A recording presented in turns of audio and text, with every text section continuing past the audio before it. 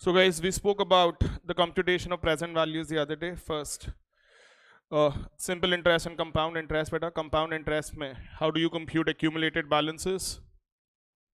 Principal amount into 1 plus rate of interest whole power n. If compounding is done more than once in a year, guys, how will you arrive at accumulated balances? P into 1 plus R by M whole power n into M, where n stands for the number of conversion, M stands for the number of conversion periods in a year. Effective rate of interest ka concept applies, guys, whenever compounding is done more than once in a year.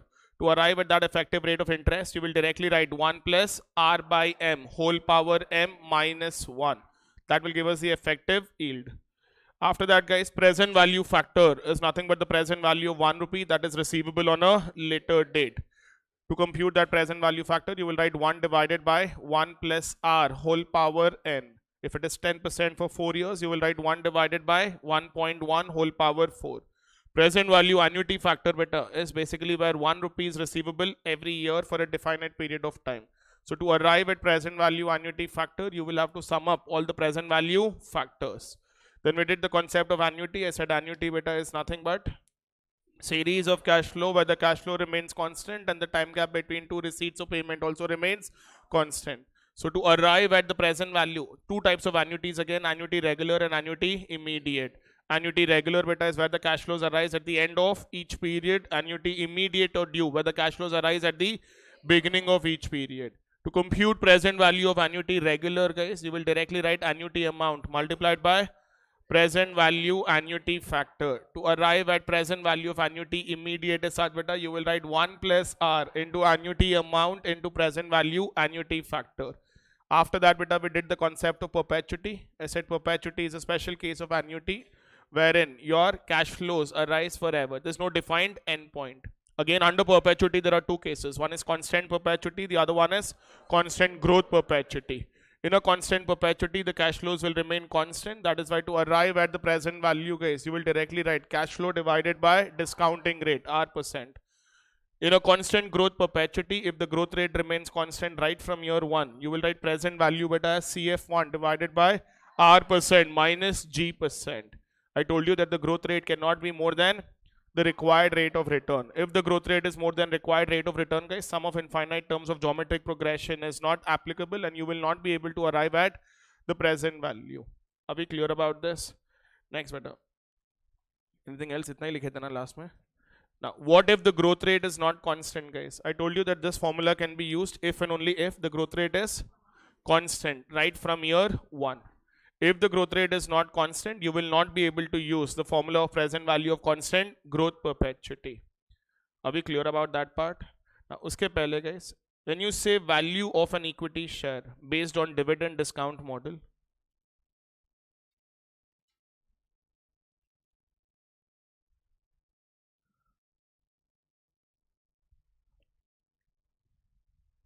in reality, better dividend discount model is not used. Free cash flow model is used. We will talk about that when we do business valuation. Because many larger companies barely pay any dividends. You cannot value the equity share on the basis of the dividends that are being declared by the entity.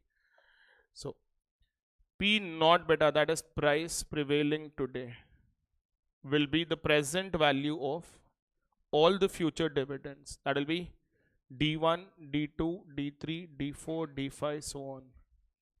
Correct? If I write P1, that is price prevailing after a year, that should be the present value of dividends starting from year 2. It will be present value of D2, D3, D4, D5, so on. If I talk about P2, guys, that will become present value of D3, D4, D5, D6, so on. There's no defined endpoint. Like that, beta, you can go up to any value. P3 will become the present value of D4, D5, D6, D7. Whenever we value any equity share or any instrument for that matter as such beta, you do not include the income of that year. If I am computing P naught, it will not be inclusive of D naught. We only talk about discounting cash flows. So guys, G-Drive students, the system crash. We only revised whatever are the concepts that we did yesterday, and after that beta, we started continuing with dividend discount model. I said if you were to value an equity share, I will have to just repeat this part again, but if you were to value an equity share based on dividend discount model, the value of an equity share will be equal to the present value of all the future cash flows. The cash flow that you're determining from an equity share is nothing but dividend. That is why we write value of an equity share as the present value of all future dividends. Whenever we are valuing an equity share, as at the end of any period, does not matter, you start taking dividends from the next year. If you're computing P0, you will take dividends from D1. If you're computing P1, you will take dividends from D2 and so on. If you're computing P2, you will take dividends from D3. You do not include dividends of that year. You only take dividends from the next year. Now, let us take an example, guys. If there's a company whose D0 is such beta is say 10 rupees, growth rate is 10%, and cost of equity, required rate of return is 15%. Now, what will be the dividend that you're going to realize as such beta in the next year? It will be 10 rupees multiplied by 1 plus growth rate, that will become 11 rupees. What will be the dividend that you're going to realize beta at the end of second year? That 11 rupees is going to again increase by 10% because your growth rate is 10%. The dividend that you will get at the end of second year will be 12.1. Dividend for the third year beta will be 12.1 into 1 plus 10% again, that will be 13.31. One more beta. Dividend for the fourth year will be 13.31 into 1 plus 0.1. That will become 14. This will continue. The growth rate is not variable. The growth rate is constant right from year 1. We are not changing the growth rate. If I were to arrive at P not beta, क्या लिखोगे तुम लोग? I can directly write D1 divided by KE minus G as growth rate is constant right from year 1. हाँ या ना? I do not have to discount D1, D2, D3, D4 separately as such beta. You cannot go on till infinite period. That is why we have the formula. You will write D1 as growth rate is constant from year 1. Our D1 beta is 11 rupees divided by 15% minus 10% divided by 5%, that is 20 times 220. Your P naught as such beta will become 220 rupees. If you were to compute P1, what will you write? Again, because the cash flows are constant, sorry, growth rate is constant, but I can directly write D2 by KE minus G. Dividend for the second year beta is 12.1 rupee divided by 15% minus 10%, that is divided by 5%. 20 times 242. When you're computing P2 beta, you will write D3 divided by KE minus G. What is our D3 beta? 13.31 divided by 15% minus 10%. 200. One more beta, P3. That will be D4 divided by KE minus G. 14.641 divided by 5%. 292.82. This will be the value of the equity share as at the end of third year. Alright. You do not have to discount dividends separately because the growth rate is constant. You know what is P0, you know what is D1. But I'll just write those figures again. D1 was 11, D2 is 12.1, D3 is 13.31, D4 is 14.641. P0 that we computed beta was 220, P1 that we computed beta was 242, P2 that we computed beta was 266.2, P3 that we computed was 292.82. I can alternatively write P0 as present value of D1 and P1. We're not going to use that because the growth rate is constant right from here. Why the hell will you want to complicate things by doing this? If the growth rate is constant, you will not want to do all of this. You will directly write D1 divided by KE minus G. But alternatively, even if I write present value of D1 and P1, the answer is not going to change. P1 includes dividend from the second year. When you're computing P1, are you not discounting dividends from the second year? The only thing that is not included in computation of P1 is D1. So if you discount P1, which already includes dividends from the second year, and you discount D1, you should be getting back to the same price. समझ में आ रहा है क्या बोल रहा हूँ बेटा? P naught covers D1 से लेके infinite period. This is how you compute P naught. You discount all of these dividends. That is how we got the formula D1 divided by KE minus G. P1 compute के लिए computation के लिए बेटा you will discount which dividends? D2, D3, D4, D5, so on. These are discounted as such beta. So to compute P naught, I can also write present value of D1 and P1. My D1 here beta is 11 rupees. P1 is 242. Both of them are arising after 1 year. So for how many periods are you going to discount them? 1 year. Divided by 1.15. You will have to discount this for a span of 1 year. Why 1.15? Discounting rate is 15%. Time period is 1 year. You're going to write 11 plus 242 divided by 1.15. कितना आ रहा है बेटा ये? This is P naught. You will get that to the same price. The price cannot change. Even if you're directly computing P naught, are you not getting 220 rupees? Yes or no, kids? So even if you do this, you should be getting back to the same price. Alternatively, guys, can I write P naught as present value of D1, D2 and P2? P2 includes dividends from which year? Third year. The only thing that you're not including beta is D1 and D2. But do not forget, you have to also discount P2. Because P2 is not arising today. P2 is priced at the end of second year. So when I do this, I can write D1 divided by 1 plus KE. Discount that for 1 year. Discount D2 for how many years? 2 years. Discount P2 also for 2 years. समझ में आ रहा है? Yes or no, guys? Guys, we did all of this even while doing Modigliani and his Miller approach, because this is the same formula that we use in MM approach as well. Don't we write D1 plus P1 divided by 1 plus K. So to understand that better, we had to do all of this only. So here, guys, D1 कितना है? मैं भूल गया, तुम लोग को याद है ना? 11 rupees, guys, divided by 1.15. How much is D2? P2 is 266.2. Both of them will be discounted for 2 years. This is where you use calculators. Niharika, you got one? So, D naught 10 है बेटा मेरे example में. Here.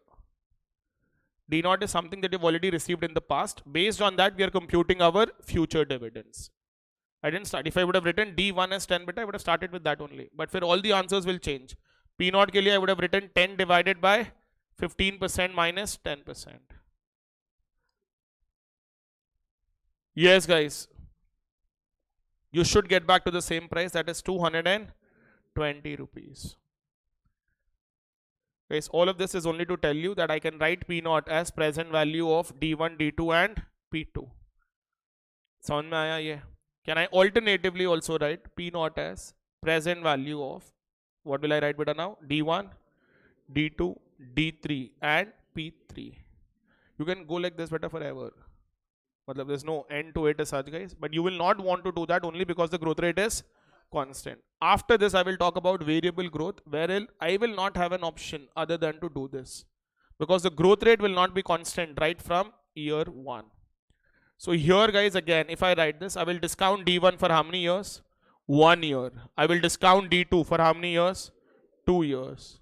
I will discount D3, guys, and P3 for how many years? 3 years. D1 beta is 11 rupees. D2 is 12.1. D3 beta was 13.31. P3 was 292.82. 292 only, no? Huh. 292.82 divided by 1.15 whole power square beta, sorry, and this is whole power 3. You discount the first year's dividend for 1 year, you discount second year's dividend for 2 years, then 3 years.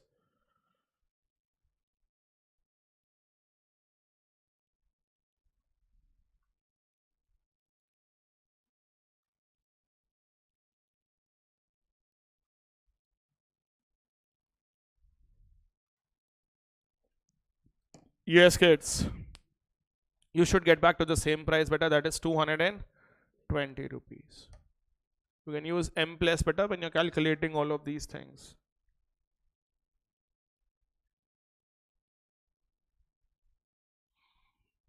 Did you all get the prices, beta? Are we clear about this? So whenever, guys, you're discounting, whenever you're arriving at the value of an equity share, it is simply the present value of all future dividends. Will you want to do D1, D2, D3 and P3 when you can directly write D1 divided by K minus G? समझ में आ रहा है नहीं आ रहा है बेटा? You will not want to do all of that if the growth rate is constant right from year 1. Is that clear? लिखो बेटा now. Write the siding. Let us write all of this. Then we'll write variable growth. Value of equity share in brackets based on dividend discount model.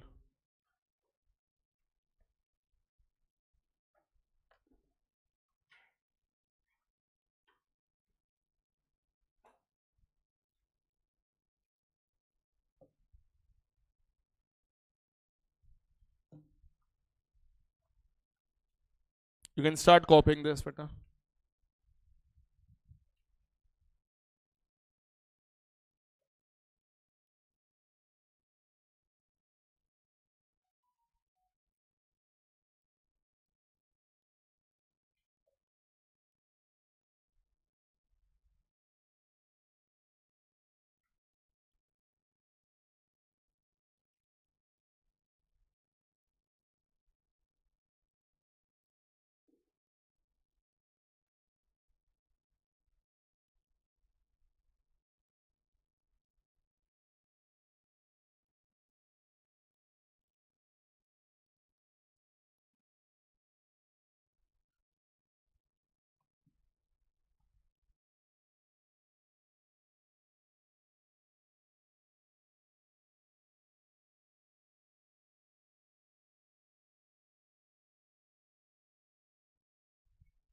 If you written that better, write this.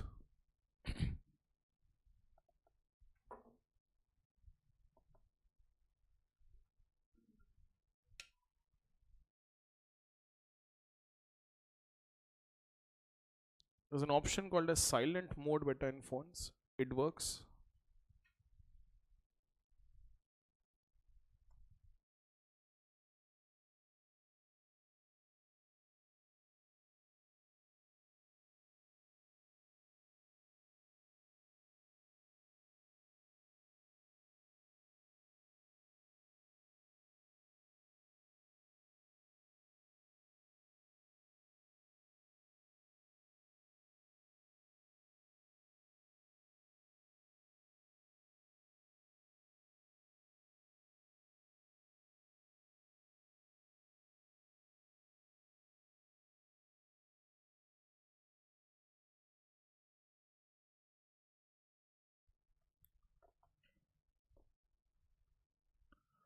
P naught will be D1 divided by K minus G.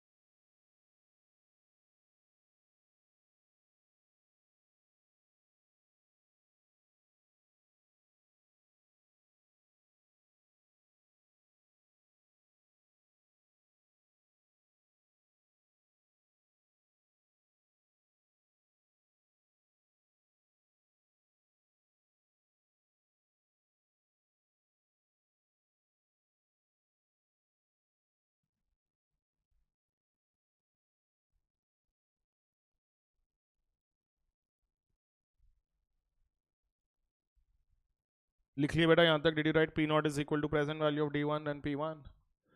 हो गया वेदिका.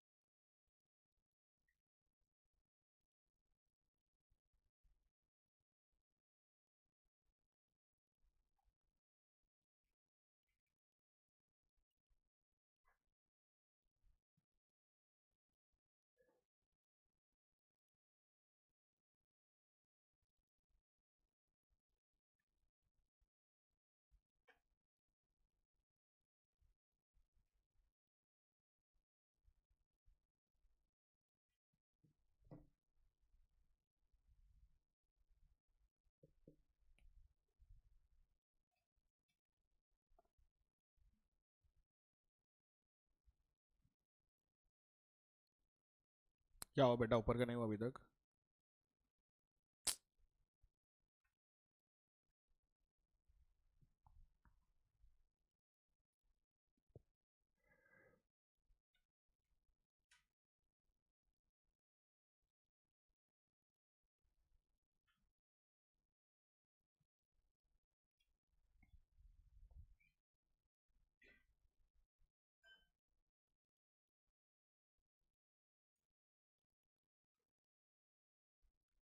Done kids?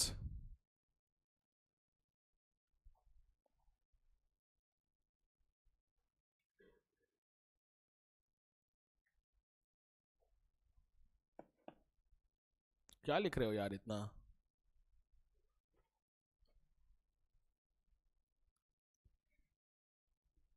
Next better write down variable growth.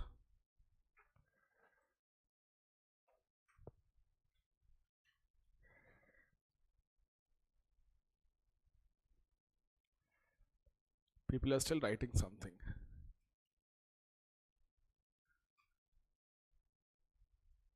हो गया याशा? Variable growth guys.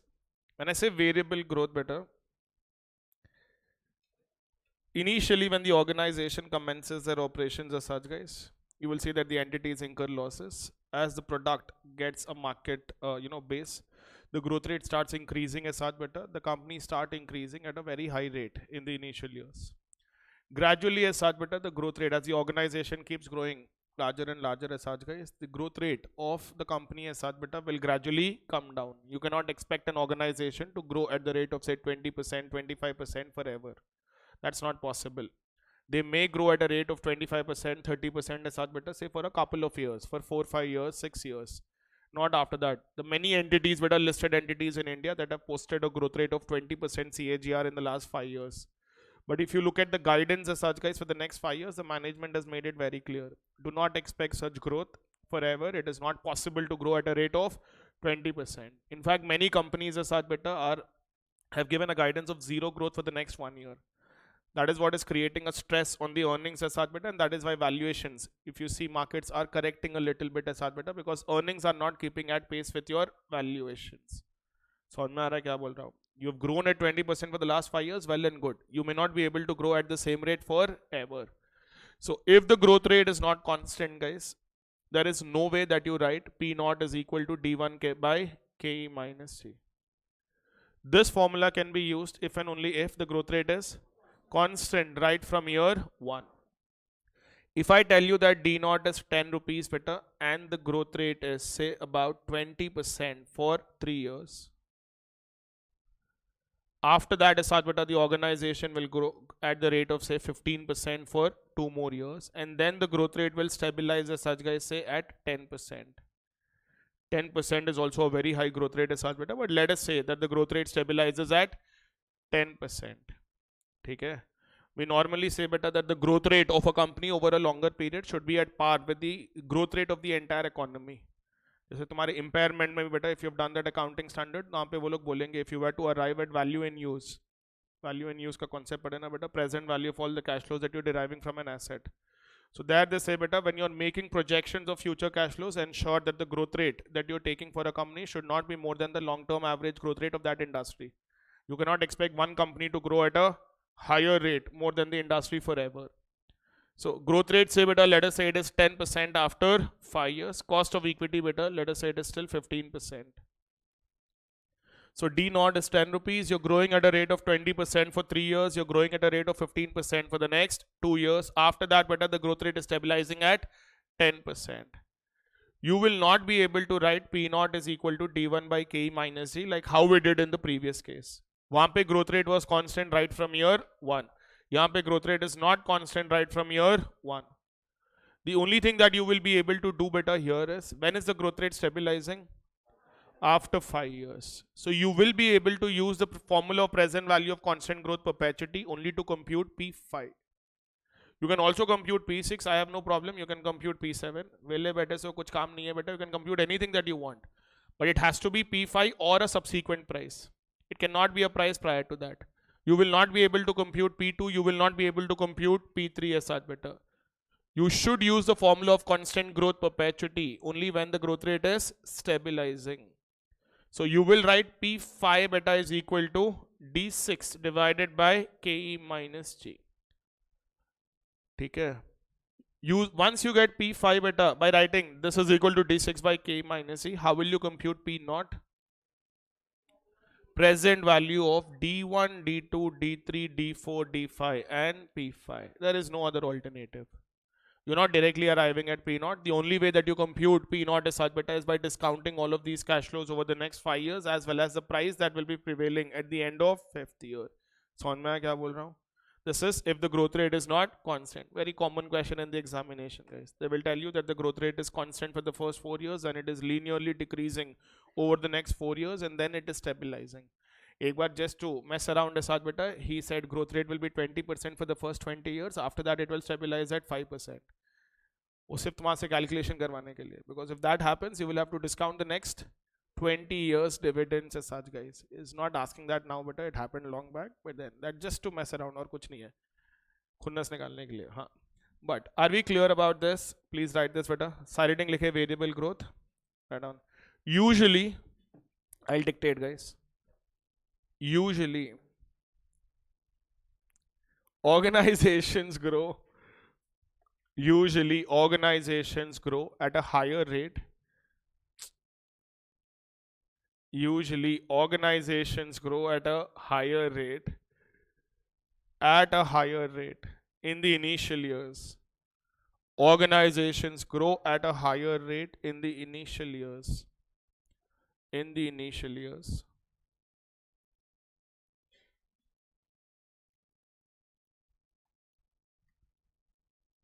As the organization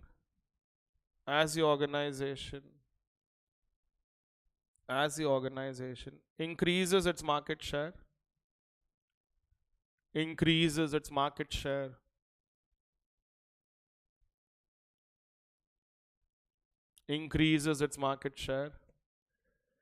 the growth rate will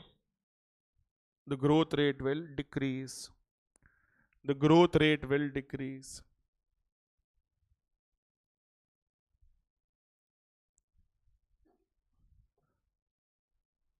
The formula of constant growth perpetuity can be used.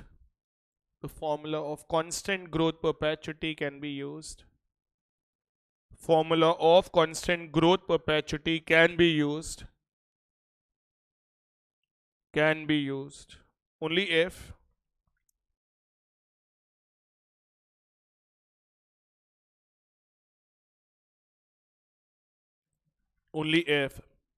the growth rate is constant.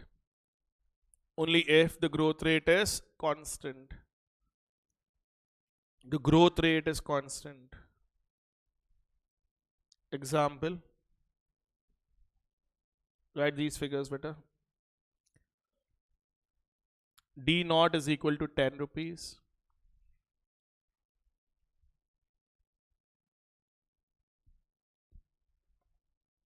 Growth rate is 20% for the first 3 years, 15% after that, 10% thereafter, forever.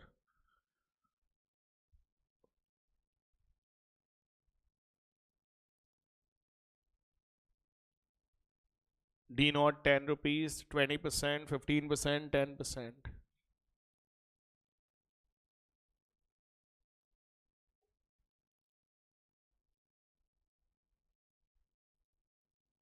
लिखे बेटा. Now, ऐसे लिखना guys. P naught cannot be written as what? D1 by Ke minus C. Why guys?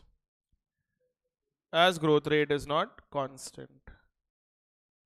As growth rate is not constant from year 1.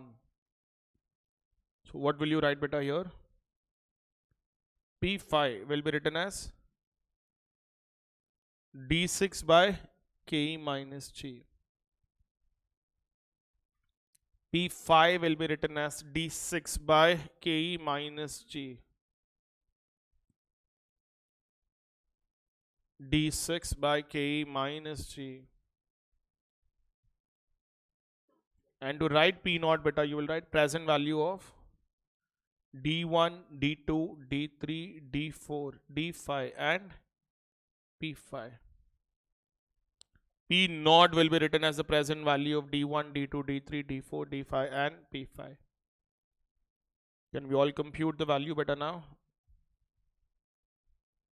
You know that the cost of equity is 15%, better compute D1, D2, D3, D4, D5, D6. Compute P5 and then discount all of those dividends and prices.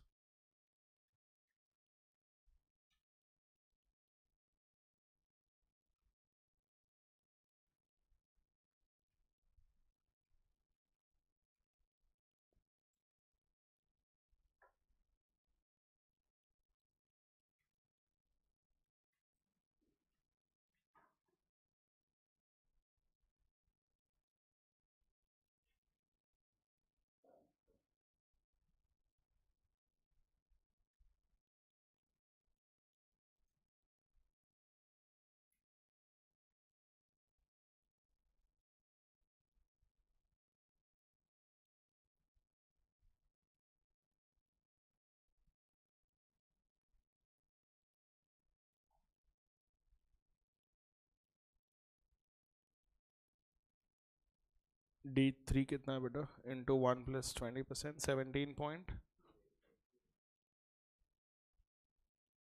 After that beta, the growth rate is 15%. Dividends are increasing at the rate of 20% for the first 3 years. Then the dividends will increase at a rate of 15%. So 17.28 into 1 plus 0.15. 19.872. Just restrict to 3 decimal point for us. D4 into 1 plus growth rate guys, that will be 19.872 into 1 plus 15%. 22.853 and finally one more figure beta D6 to compute P5, that will be D5. Sir, what is cost of equity here? Upper example mein diya na beta 15% beta Rachit. Cost of equity is 15%.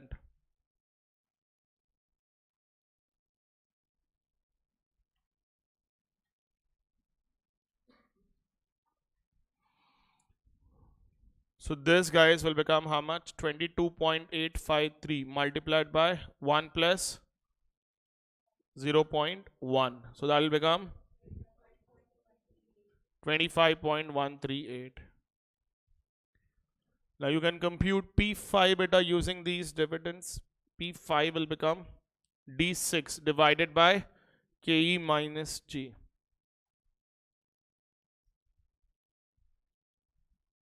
You will have to compute P5 beta first and then discount all the 5 dividends and P5. And the Kaushik. P naught at the 305 and that is 502. P5 is 502, P naught is वो भी हो गया. हाँ, blame it on the calculator. चुप.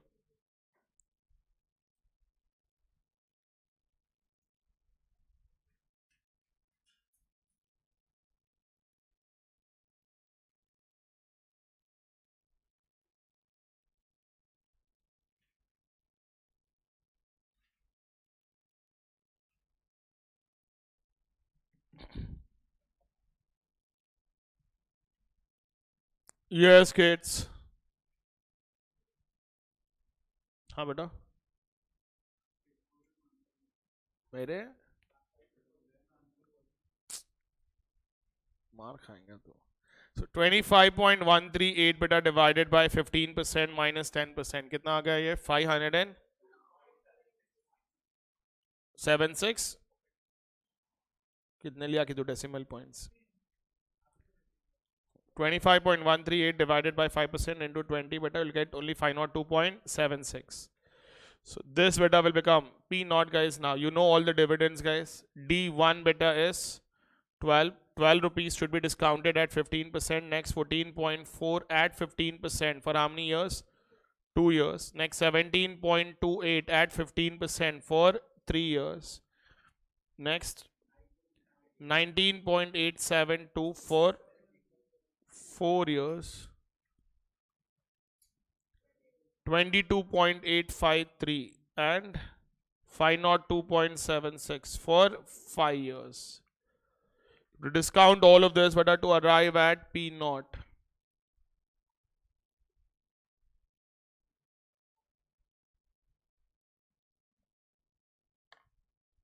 $305.36 is P naught, guys.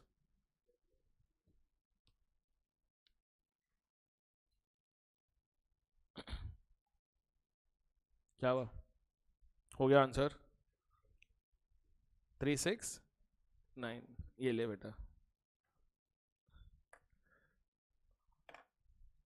305.36 or 337 बेटा. Correct रचित. हाँ.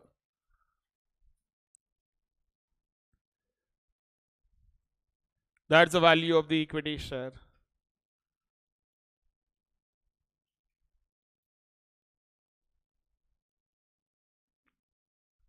नहीं आया आंसर. ध्रुव देखो आता है यार तो.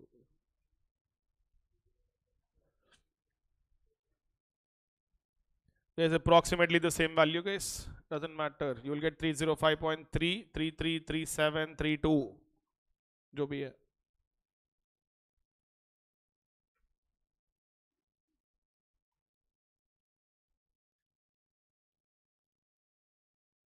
क्या कर रहे हैं यार इतना? कृष्णा देखो भी नहीं आया आंसर.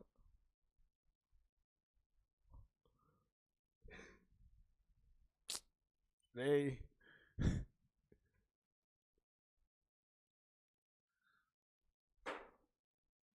मैच नहीं हुआ आंसर अभी भी. तो गलत वैल्यूज लिखे. स्मार्ट.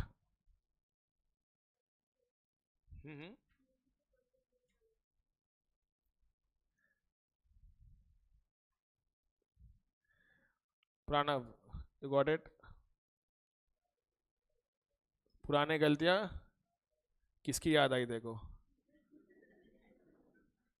हाँ अच्छा, मेरे को लगा थेरी भी फास्ट है क्या. यस गाइस, डिस्काउंट नहीं करता था ना. Very common mistake at CA inter-level beta. They never used to discount P5 or P4. They directly used to add it to the present value of dividends. We did the same mistake earlier. Yes. Are we all clear about this, guys? Now, if you were to compute P1, guys, in the given case, what will you do? सबको answer आ गया? Calculator पे type कर लो ना यार, 305 आ गया, बोलो ना, खत्म करो. Did we get the answer, guys? Snigdha done? You're getting 3 naught? Rounding off error, beta. Did you take the same values? 12, 14.4, 17.28, 19.872, 22.853, and 502.76. You missed out on one value, no? Now you'll get 305. All right, kids. Anyways, concentrate. So if you were to compute P1, क्या विधि नहीं आया answer अभी तक? कर wait करता हूँ बेटा, मैं कुछ काम नहीं है मेरे को. Ambika, you got it?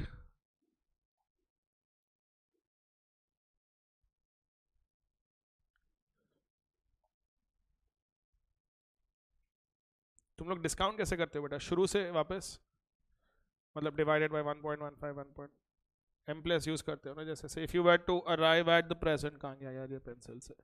You will write बेटा 12 divided by 1.15 press equal to M plus, correct? Whatever is the value as such, guys, you can divide that by 1.15 and then just write into 14.4 by 12. Why into 14.4? ये जो पहला value था, that was the present value of 12. You want to convert that 12 to, इसके बाद में again you can press M plus. मतलब you do not have to start from scratch. Again, whatever is the value, guys, isn't that already discounted for 2 years? But that's the present value of which cash flow? 14.4. I will divide that by what, beta, again? 1.15. But that is the present value, guys, of 14.4 for the third year. How can I convert that into 17.28? Into 17.28 divided by 14.4. I'm saying into 17.28, you can also add 20%, guys, because the cash flows are only increasing by 20%. You can write M plus. You can just continue with the same calculation instead of starting from scratch again. Are you getting the point? अब जैसे बेटा 17.28 को अगर इसमें convert करना है, I can add plus divide by 1.15 into this बेटा 19.872 by 17.28.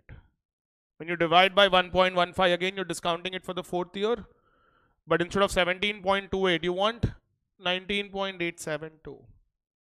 समझ में आ रहा है क्या बोल रहा हूँ? This is if you do not want to start. But exam में usually present value factors are given. You do not have this option. You will have to multiply each cash flow with the present value factor. All right, kids. Now, what I was talking about, beta, is in case you want to compute P1 in the given case, beta, how will you do it? अगर ये case में बेटा P1 compute करना है, how are we going to arrive at the value of P1? You will have to discount which year dividend, guys? You will have to discount D2 for 1 year. You will have to discount D3 for 2 years. You will have to discount D4 for 3 years. And you will have to discount D5 and P5 for 4 years. Do not forget, we are computing value as at the end of year 1. Because you're computing value as at the end of year 1, anything that is arising in the second year, time gap is only 1 year. That is why you discount it for 1 year. Anything that is arising in the third year, time gap is only 2 years. You do not discount it for 3 years. ये P1 है बेटा, ये जो D2 है. This time gap is 1 year. This time gap beta is 2 years. This time gap beta is 3 years. And likewise, this D5 and P5 beta time gap is how many years? 4 years. So you will have to discount D2, D3, D4, D5 and P5, guys. That will give us D1. Alternatively, suno guys, you know that your required rate of return is 15%. Yes or no? If I give you a loan of 305.369 today at an interest rate of 15%, what should be the value after 1 year? Plus 15%. Very good. Can you do that on your calculator, beta? 305.369 plus 15%. Why 15%? Required rate of return is 15%. That is why I'm adding 15%. कितना आया बेटा value? 351. This is the value at the end of first year. Out of this, is there a repayment of 12 rupees? Minus 12. This is P1. If you already know P0, you do not have to start again calculations better right from scratch. You can use P0 to compute P1. Either you do this, the entire thing better, or what we just did better is P0 into 1 plus KE minus D1 will become P1. जो भी तुम्हारा आज का price है, you're compounding it at 15% for 1 year. From that you deduct. We do not use that so much as but it is only for your understanding so that you get the concept of time value of money properly. This is pretty simple, guys. मतलब, don't you write P0 as D1 plus P1 divided by 1 plus K? इसको ही modify कर लो ना यार. P0 into 1 plus K minus D1 will become your P1. To understand that better, it's very simple. Assume that you've given a loan of 305, जो भी amount है better, to someone at a rate of 15%. So obviously you add 15% better to arrive at the value as at the end of first year. And then why are we deducting that D1? That's a repayment. That will tell us what is the exact balance that is outstanding as at the end of year 1. Is that clear, guys? I want you guys to first compute P1 using D2, D3, D4, D5 better, and then we will write that note.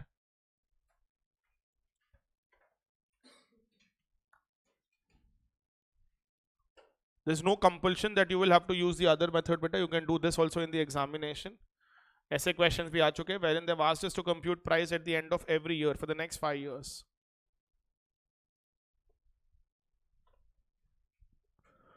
First compute P1 using this, guys. D2, D3, D4, D5 and P5.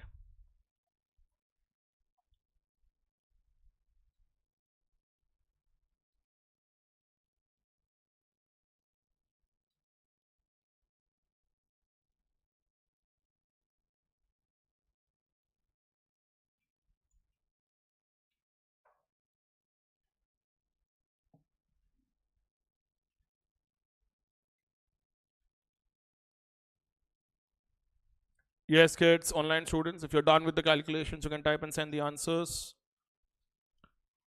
Azaz, Rachit, Nakul.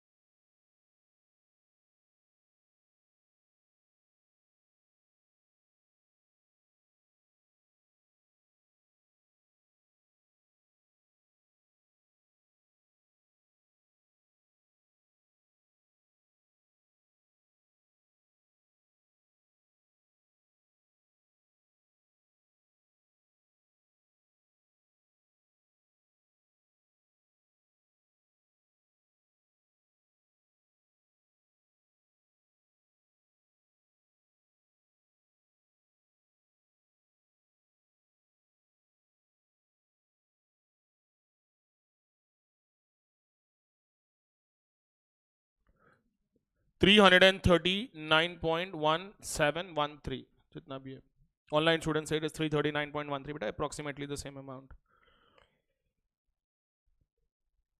एक बार cash flows बोलो बेटा. So you will write D2 कितना था? You will discount 14.4. Sorry, this is P1. 14.4 for 1 year, guys. You will discount 17.28 for 2 years. You will discount 19.872 better for 3 years, and then better 22.853, and price was 502.76. This is to be discounted for 4 years. You arrive at the present value of all of this, guys. 339.17 will become the price of the equity share at the end of year 1. Any doubt in this, guys? P1 beta is 339.17. Nakul, recheck your calculations beta. It is not 335. It's 339.17.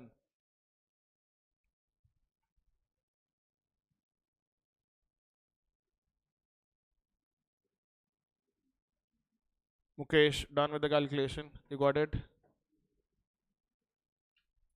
Pranab हो गया? गलती हुई कुछ?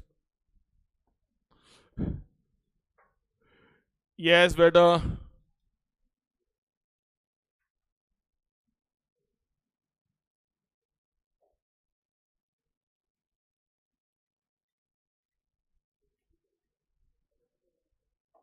Alternatively, guys, what did I tell you?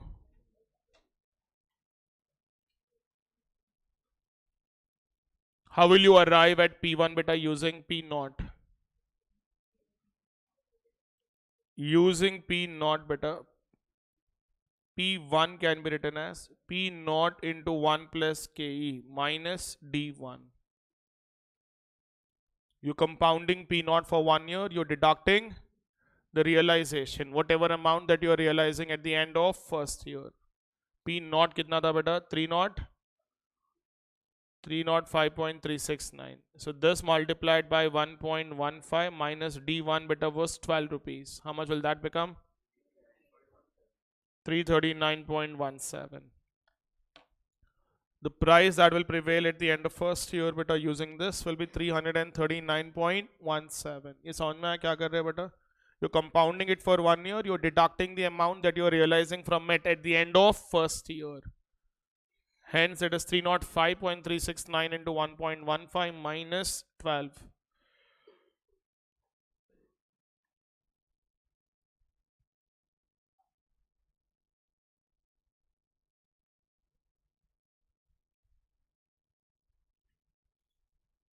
Are we clear, guys?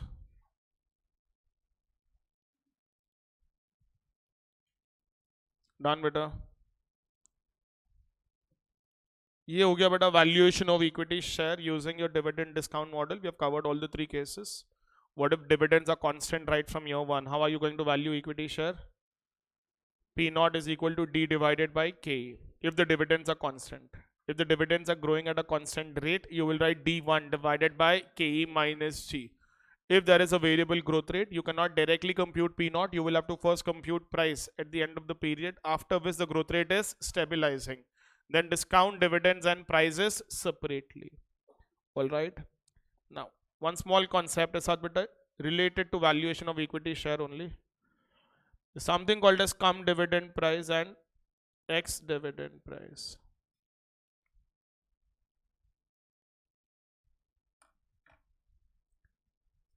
Now, whatever valuation models that we use as such, guys, they always include dividends only from the next year. You do not include dividends from the current year. Whenever a company declares a dividend, the price of the equity share should reduce to the extent of dividend paid. Imagine if Tata Motors is advertised trading at a price of 775. They declare a dividend as such, guys, of 5 rupees per share. For listed entities, you all know better that there is a concept of record date. We are now following T+1 settlement cycle. You know what is T+1. If you buy shares today, you become a member as such, guys, on the next day. We used to follow T+2 settlement cycle, but then we've already shifted to T+1. Very soon we will have instant settlement. This is what has been proposed by SEBI. Instant settlement as in you buy, you become member immediately. You do not have to wait for that one day also. It's like this. If you deposit an account paid check in your account as such, you will not realize the amount immediately. There will be normal time required in the settlement. So India mein beta settlement date is always trade date plus 1 day as of now. So if I buy shares as such, guys, on say 16th November as such, 16, 17, 18, jo bhi hai 18th November, my name will appear in the register of members as on 19th November. Because members of a listed entity continuously keep changing hands. For every announcement, there has to be record date. Whoever is a member as on that day only will be entitled to those benefits. If you're not a member as on that day, you will not be entitled to those benefits. Whether it is bonus, whether it is right shares, whether it is dividend, whether it is stock split, does not matter. For everything, there are, even for voting as such, there has to be a record date. Who's entitled to vote will be a big question mark. समझ में आ रहा है नहीं आ रहा है? So for that we fix record date. If the record date as such beta is fixed as an example beta 31st December, that means whoever is a member as on 31st December will be entitled to dividend. For you to become a member as on 31st December, you should buy the share on or before 30th December. If you buy share on 31st December, you will not become a member as on 31st December. As of now, that is the rule.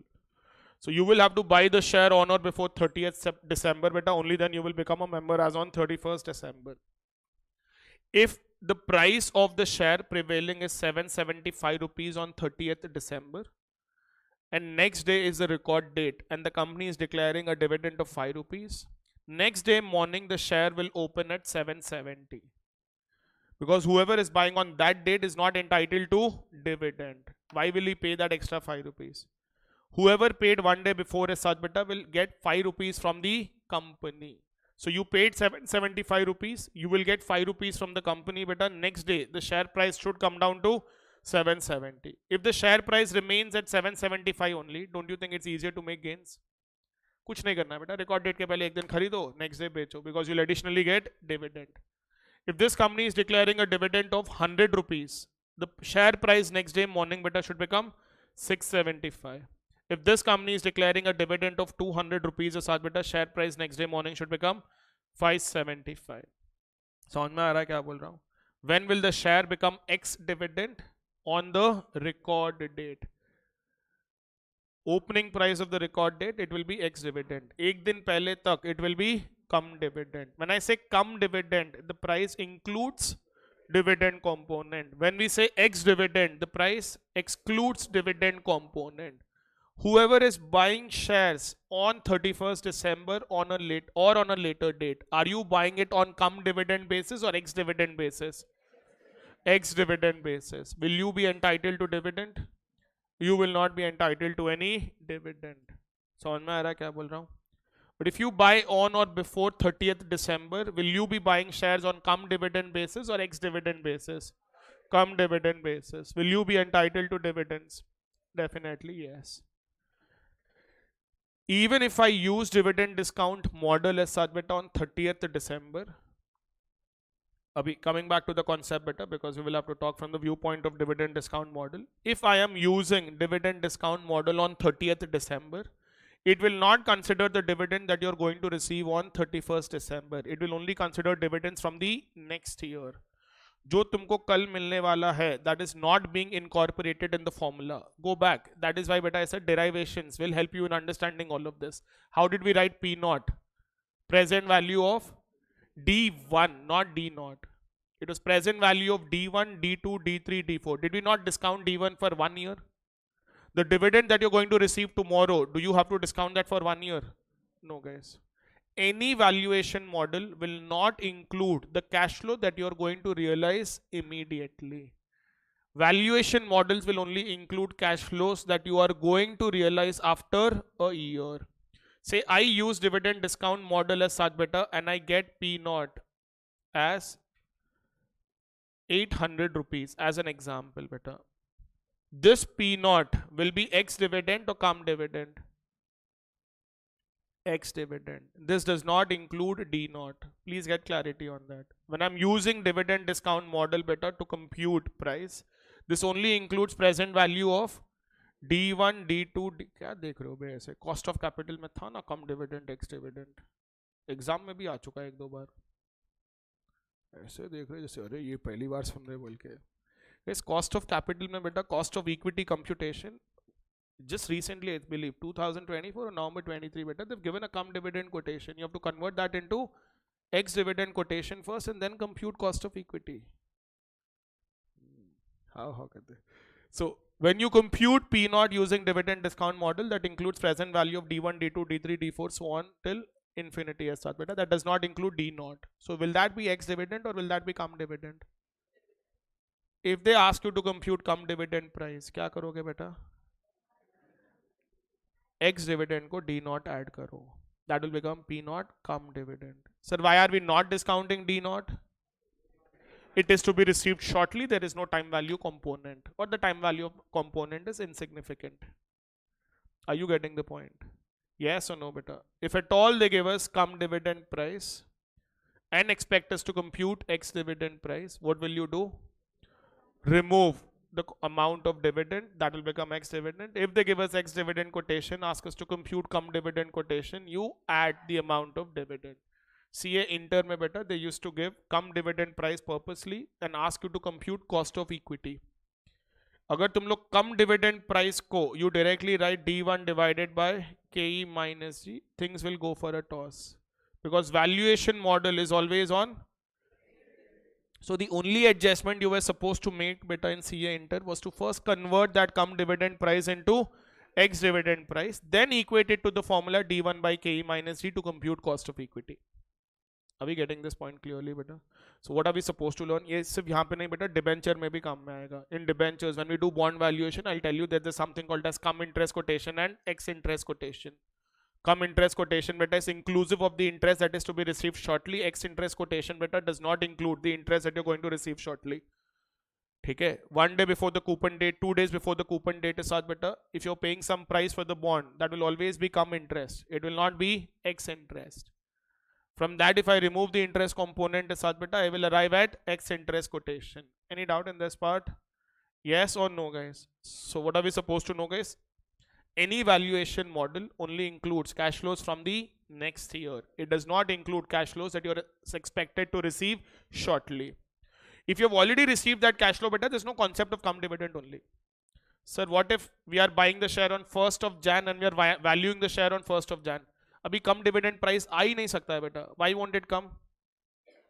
You've already received dividend as such, guys. There can never be a basis of you buying the share on a come dividend basis. When will you talk about buying the share on a come dividend basis? On or before 30th December. 31st December morning says such beta, you can never talk about come dividend quotation. It always has to be only X dividend quotation. Is that clear? Yes or no beta? Right on, guys. Side heading. Come dividend and X dividend. Online students, I hope that is clear. Come dividend and X dividend.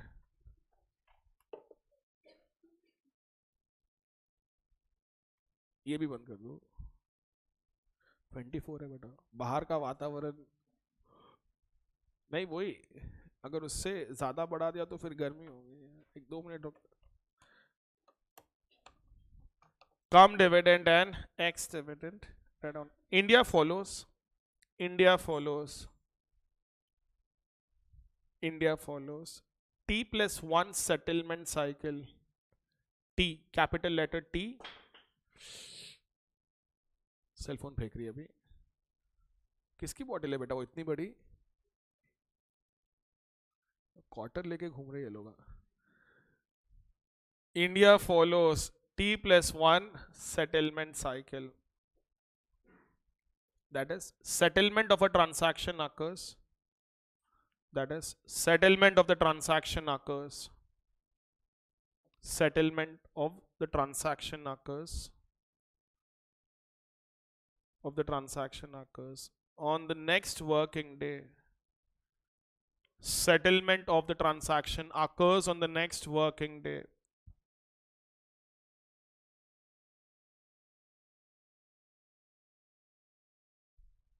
Settlement of the transaction occurs on the next working day. If shares are purchased on, if shares are purchased on, if shares are purchased on 18th November, 18th November,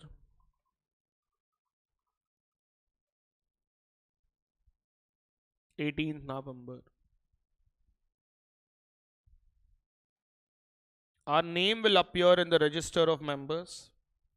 Our name will appear in the register of members. Our name will appear in the register of members. Register of members on 19th November. 18th ही बोला था ना इसके पहले. Yes, provided 19th is a working day. अब कोई होशियारी करा तो मार खाएगा. जैसे whoever bought shares yesterday बेटा Thursday, उनको directly Monday credit होंगे shares because today is a holiday साथ बेटा for the stock markets. Not for article students, but हाँ. So, हाँ, तेरी तो हो गई आर्टिकल चुप चुप. अच्छा हाँ, मेरे को लगा बोलना नहीं चाहिए. Anyways guys, क्या लिखे बेटा? Your name will appear in the register of members on 19th November. तू क्लास आई ना बेटा पहली बार बोल के. उनको भी शौक लग रहा है कि वेदिका भी क्लास आ सकती है क्या बोल के. दिलजीत भाई आ रहा है ना हैदराबाद इसीलिए. Yes guys. How many of you are going to the concert today guys? No one's going. दर्शन तो अकेला है यहाँ पे. You're also going आशा. हाँ. दर्शन साथ में लेके जा रहा है क्या किसी को? Yes guys. CA इंटर वालों का रिक्वेस्ट क्या था मालूम है आज? Sir, can you leave us a little early, like 1 o'clock, because we have to go early for the 7 o'clock show. The show starts at 7 guys, and they want to leave at 1:32 so that they get plays it seems. क्या कर रहे हो यार जिंदगी में? घर पे एक 65 इंच का स्क्रीन ला लो ना यार. 10 लोग मिलके उतने ही पैसों में जितना टिकट का दिया, आप बजाओ जितना बजाना है जिंदगी भर. Anyways guys, back to this. So क्या लिखे बेटा? Our name will appear in the register of members on 19th November. Next. The company fixes record date. Company fixes record date. Company fixes record date. Record date. For distribution of dividends.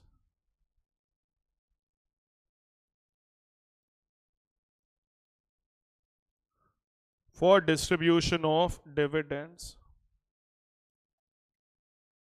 Distribution of dividends. Right shares, bonus shares. Right shares, bonus shares. Voting. Voting. Voting. If the record date fixed is 31st December. If the record date fixed is 31st December. 31st December. We will have to buy the shares. We will have to buy the shares. We will have to buy the shares on or before. We will have to buy the shares on or before 30th December. We will have to buy the shares on or before 30th December.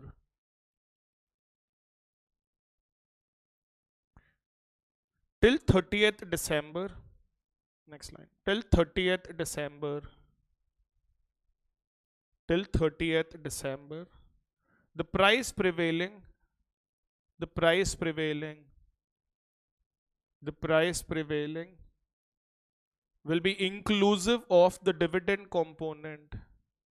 The price prevailing will be inclusive of the dividend component. Inclusive of the dividend component. Brackets में come dividend quotation. Come dividend quotation. Come dividend quotation. From 31st December. From 31st December. From 31st December. The price will be on an ex-dividend basis. The price will be on an ex-dividend basis. From 31st December, the price will be on an ex-dividend basis.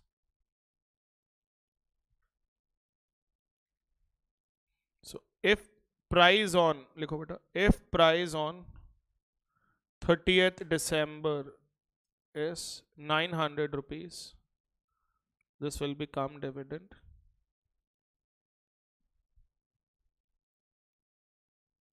Dividend amount, let us say beta, is 80 rupees and record date is 31st December. What should be the price on 31st December? It will exactly reduce by the amount of dividend. 900 minus 80 beta, that will be 820 rupees. So this 820 beta will be termed as what? ex dividend quotation. 820 will be termed as ex dividend quotation. Ex dividend quotation. ये हो गया about the concept of cum dividend, ex dividend. Now you will have to relate it to valuation model. क्या बोला मैं valuation model के related? Whenever you value any instrument based on some discounted cash flow technique, you will always arrive at a price on an ex dividend basis. Are we clear? Right on the next line. The valuation of equity share. The valuation of equity share. Valuation of equity share. Using dividend discount model. Using dividend discount model. Valuation of equity share using dividend discount model will always be on an ex dividend basis. Will always be on an ex dividend basis. Will always be on an ex dividend basis. As we include dividends from the next year. As we include dividends from the next year. As we include dividends from the next year. From the next year.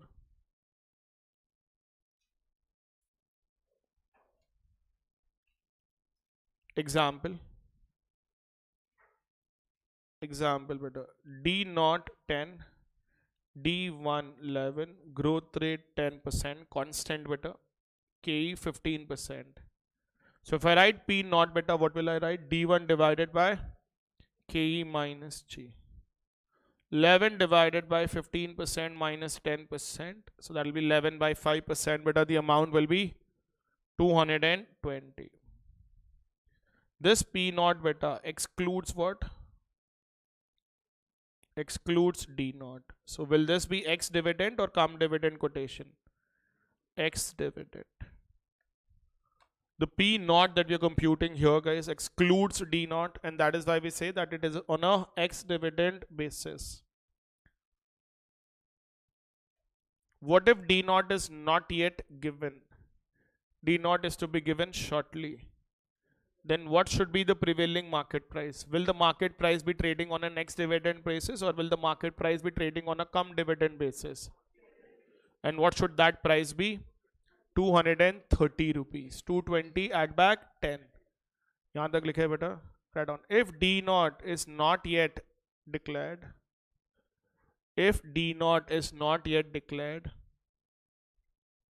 if D0 is not yet declared, the price prevailing in the market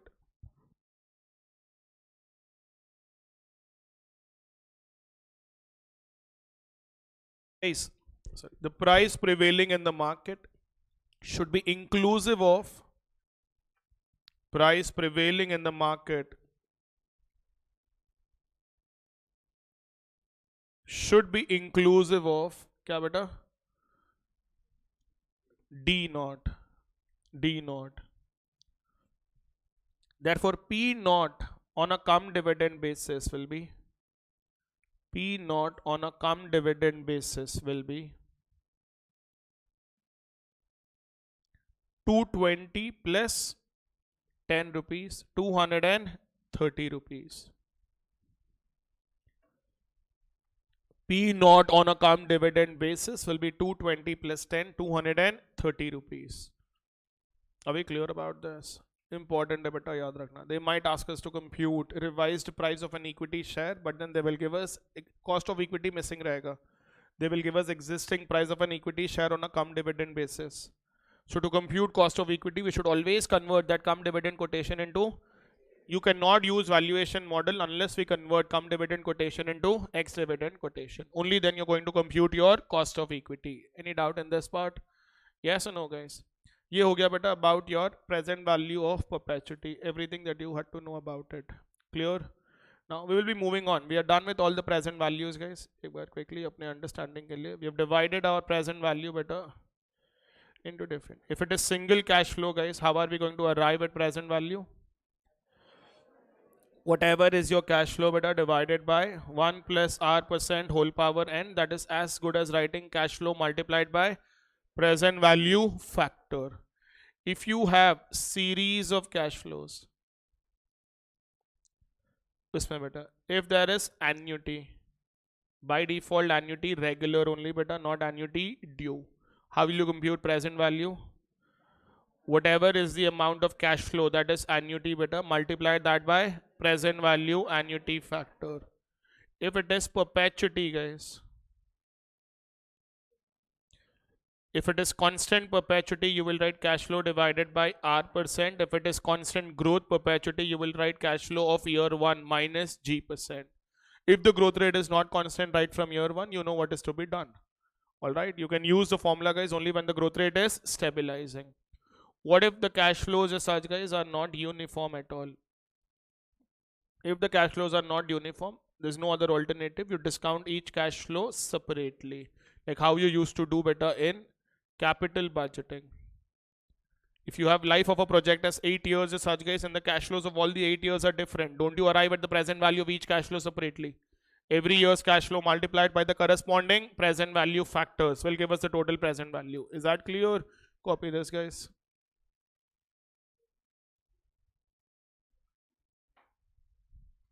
Make a note of this also better.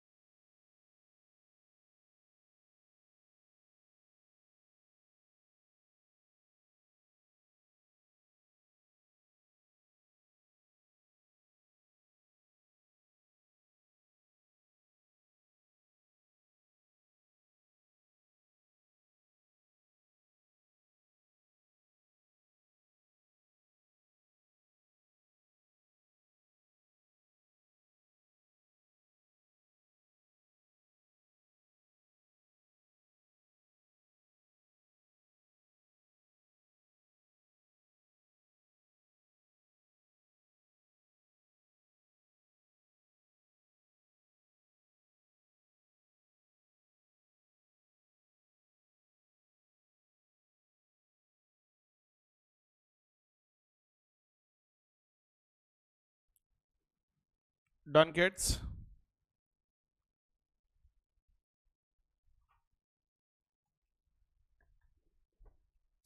Now, moving on to the next concept, guys, we will have to talk about reinvestments, net present value, internal rate of return, and modified internal rate of return, MIRR. We're not going to do all the concepts of capital budgeting as such, but whatever is required as of now. बाकी के जो भी जब जरूरत है तब करेंगे. So we have NPV, we have IRR, we have MIRR. While explaining MIRR, we will have to understand the concept of reinvestments. What is reinvestment risk? Pretty important. Now, talking about what are the next set of concepts, NPV, net present value. What do you understand by NPV, guys?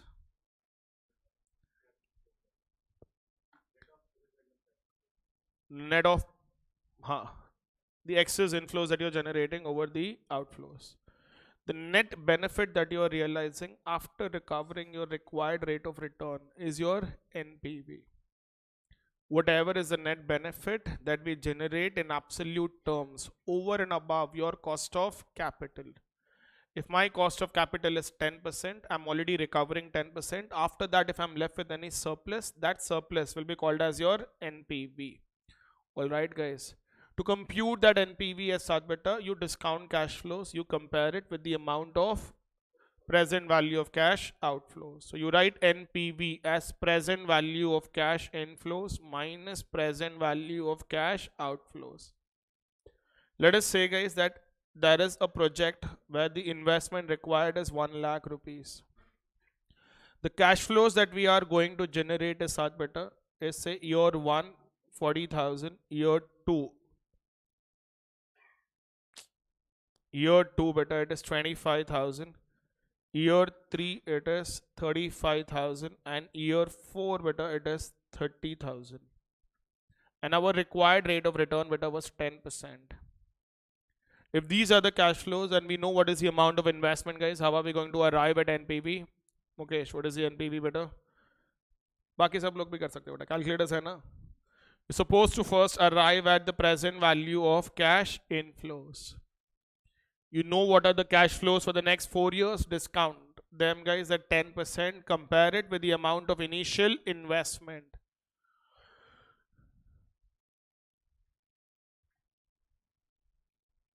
वो example लिखाऊंगा बेटा मैं, तो सिर्फ calculator पे मार के बोल दे, मेरे को पूरा लिखाना है इसका मीनिंग भी. Present value beta is 1,03,800 and keep the change, guys. 1,03,811. The total present value of cash inflows beta is 1,03,811 rupees. What is the amount of investment beta? 1 lakh. The excess amount that we are generating over and above our required rate of return, guys, will be 3,811 rupees. Guys, you're supposed to discount 40,000, 25,000, 35,000 and 30,000. Please check if you all got 1,03,811 rupees. Aaya nahi aaya? 1 rupee difference here and there is absolutely fine, guys. Snigdha, you didn't get the value. You got it now. Yes. So once we get this, guys, just to understand better, how much amount did we invest? How much amount did we invest? 1 lakh. How much is the return that you're supposed to generate on that beta? Required rate of return is 10%. How do we compute this required rate of return? Based on the risk that is involved in the project. All right. So 10% is your required rate of return. So if you're investing 1 lakh, what is the return that you would be expecting in the first year? 10,000. Smart, guys. 10% of 1 lakh beta is 10,000. How much is the cash flow that you're realizing by the end of first year, guys? 40,000. You invested 1 lakh, you were supposed to get a return of 10,000, you have recovered 40,000. Out of 40,000 rupees, 10,000 will go towards your return, baki ka 30,000 will reduce your investment.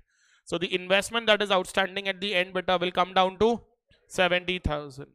Next year when you're expecting return, guys, it will be on 70,000. On that 70,000, 10% beta would be 7,000. What is the cash flow that we are generating in the second year? 25,000. 70,000 plus 7,000 minus 25, the amount of investment will come down to 50. In the third year, you will be expecting return, guys, of 10% on 52,000. That will be 5,200. You are recovering a return of how much beta? 35,000. Deduct 35,000, guys. How much is left? 22,200. In the fourth year, you will be expecting a return of 10% on 22,200, and that is 2,220 rupees. How much cash flow are we realizing? 30,000. Are we not realizing more than what we were supposed to get? Last year, beta, it was 22,000 plus 2,220. You should have realized an amount of only 24,420 rupees. But then we are actually getting an amount of 30,000. You are getting negative value beta here. How much is that negative value?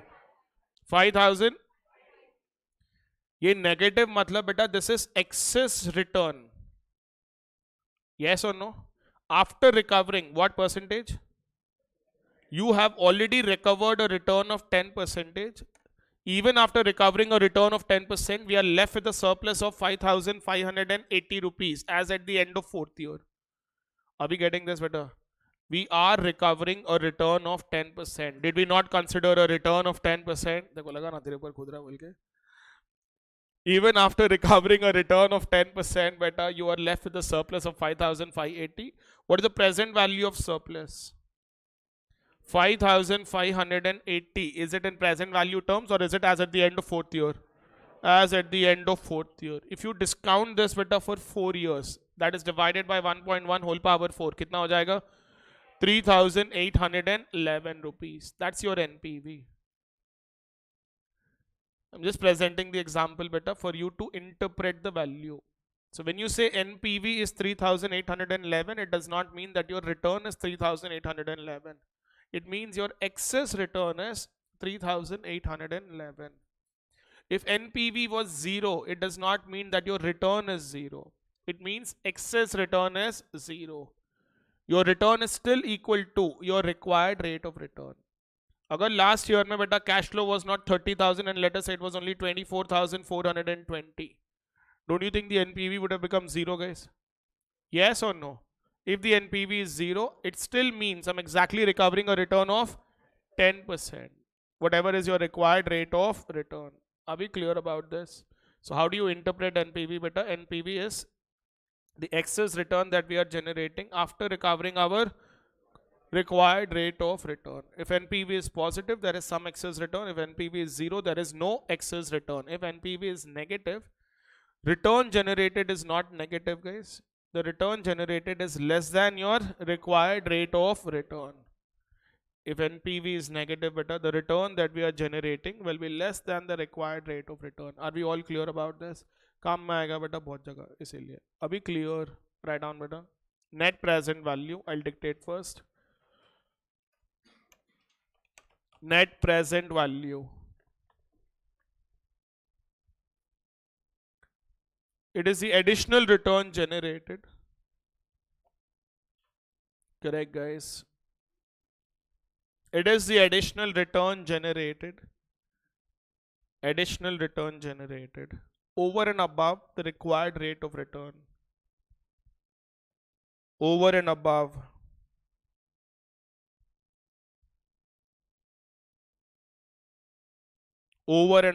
the required rate of return.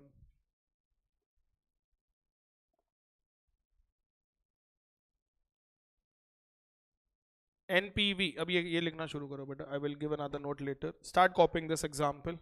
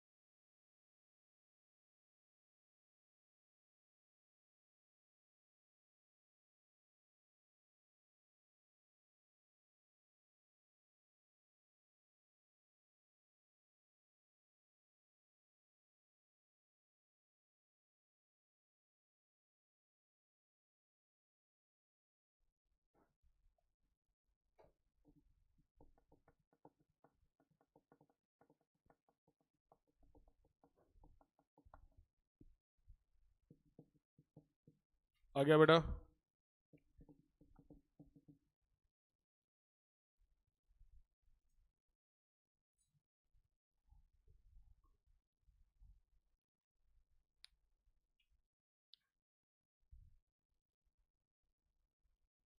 Are you all done, guys?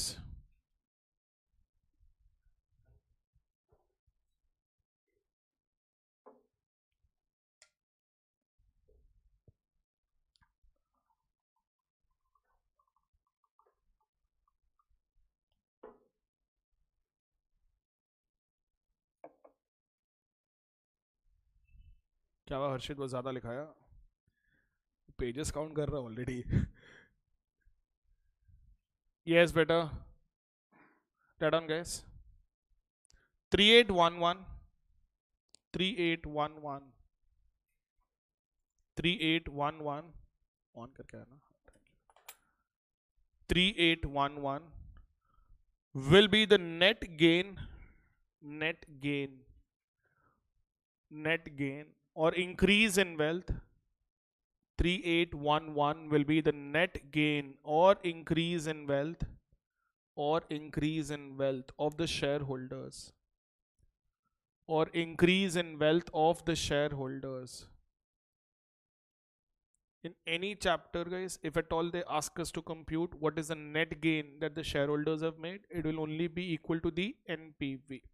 If you are exactly generating a return equal to the cost of capital, there's absolutely, guys, no increase in wealth. You're not destroying their wealth. At the same time, you're not increasing wealth because you're generating a return equal to their expectations.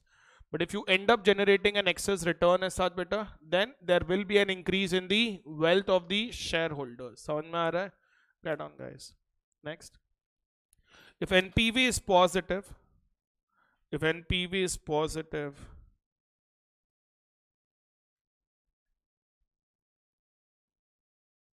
if NPV is positive, the actual return generated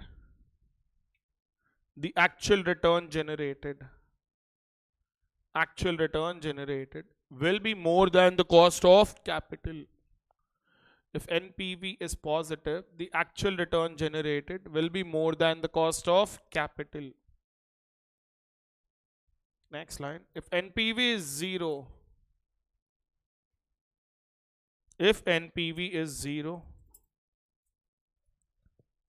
the return generated will be exactly equal to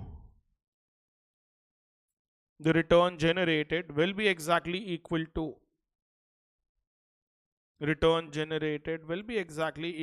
क्या बेटा? The required return.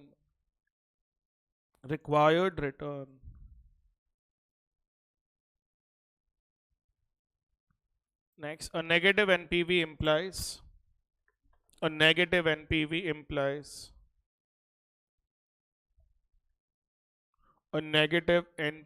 implies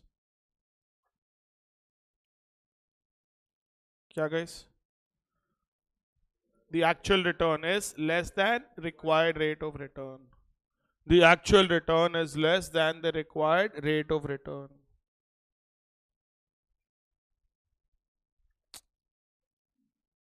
मार खाएगा तू. As actual return generated is, it implies actual return generated is less than the required rate of return. Are we clear, guys? Yes or no? Coming on to the next concept, internal rate of return. Do we all know what is internal rate of return? We will also be using this concept in a lot of questions. IRR, guys, is the actual return that you are generating on any investment. NPV tells us that whether there is a surplus return or not, guys, but what is that exact return in percentage terms will not be given by NPV. So IRR is such beta is expressing that actual return in percentage terms. Just say I do know here beta that my return that is being generated is more than 10%. Hi na guys, but how much exactly is it more than 10% beta? It will not be given by NPV. For that we will have to use the concept of IRR. So to compute IRR, abhi beta we have learned that if NPV is 0, what does that mean, guys? Your actual return is equal to your discounting rate. Yes or no? Let me use the word discounting rate now instead of using the word required rate of return. So if my NPV is 0, the actual return that I'm generating as such, guys, is equal to my discounting rate. Therefore, guys, to compute an IRR, IRR is nothing but your actual return generated. To compute IRR better, we have to arrive at discounting rate at which we have to arrive at a discounting rate at which the present value of cash inflows better is exactly equal to the present value of cash outflows. This is a cost of debt beta or cost of preference share capital using YTM method. We used to take all the future cash flows as such, guys, discount them and equate it to net proceeds. The shortcut method, guys, approximation method, and then there is YTM method, if you remember better. याद है cost of debt मत बात करो sir inter की पास हो गए marksheet भिजा देंगे हाँ. So to compute IRR, guys, all we have to do is just arrive at a discounting rate at which your PVCI will be equal to your PVCO. So in our case, beta, initial investment is 1 lakh. The cash flow that we are generating in year 1, beta, was 40,000. I do not know the discounting rate. I'm just writing 40,000 divided by 1 plus R. The cash flow that I'm generating in the next year, beta, is 25,000. Cash flow in the third year is 35,000. Last year, 30,000. My job is to arrive at a discounting rate at which the present value of all of this beta will be equated to the initial amount of 1 lakh rupees. Yes or no? Will your answer be more than 10% or less than 10%? Because we already know that the NPV is positive at 10%. Hi, Anna, guys. Now, how do we check as to what is the answer? We'll have to go by trial and error approach as such, guys. But what was your NPV beta at 10%? 3811. Your investment beta was how much? 1 lakh. 3811 as a percentage of 1 lakh is how much? 3.811%. Now you'll write 3.811%, guys, divided by 5 years. Why divided by 5 years? Life of the project is, ये याद नहीं है बेटा, फाउंडे CA inter में पढ़ाया था, Rahul's method बोल के, हाँ. 3.811% divided by 5 years. That is the life of the project as beta, approximately into 2. Why into 2 beta? Because we are now converting that present value into future. ये जो extra return आ रहा है, that is not in present value terms. You're realizing that return every year. It can be into 1.9, it can be into 1.8, it can be into 2 depending on the life of the project as such, guys. But then approximately 2 is what we are going to follow. This is just to arrive at the approximate rate at which you're supposed to start. So 3.811% divided by 5 years into 2 beta कितना है? 1 point. Your IRR as such beta would be closer to 11.52. This is not a foolproof method as such, guys. If the cash flows vary way too much, this will never give us the right answer. But just to know where are we supposed to start with as such beta, you can always do this. Divide NPV by the amount of investment. That will be your excess return. But that excess return is for the entire life of the project. That is why you divide it by life of the project and then multiply by 2. You add that to your basic rate. What was our basic rate? 10%. 10% plus that beta will be the approximate IRR or your start point, guys. Now, why don't you compute, guys, present value of cash flows at 12%? Same cash flows as such beta, 40,000, 25,000, 35 and 30. Can you compute present value beta at 12%? 40,000 divided by 1.12, 25,000 divided by 1.12 whole square, 35,000 divided by 1.12 whole cube, 30,000 divided by 1.12 whole power 4.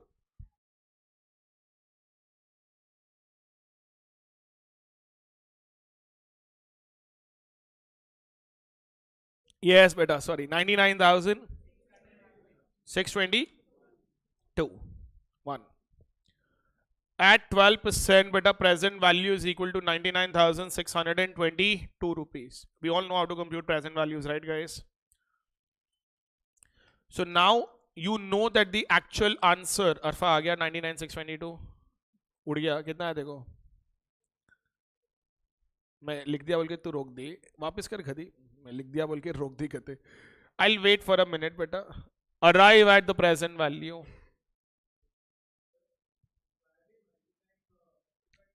We're converting present value into future value. It approximately takes 5 years of time to double an investment. That is why.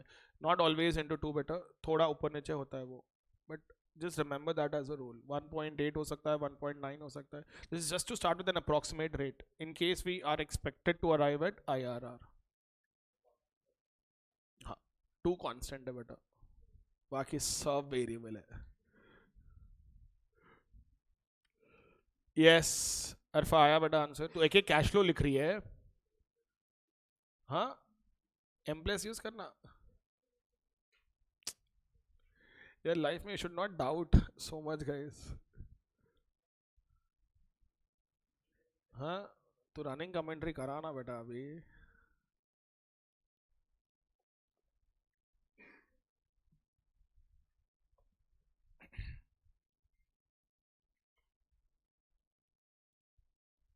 Pranav and कृष्या doubt है बेटा कुछ?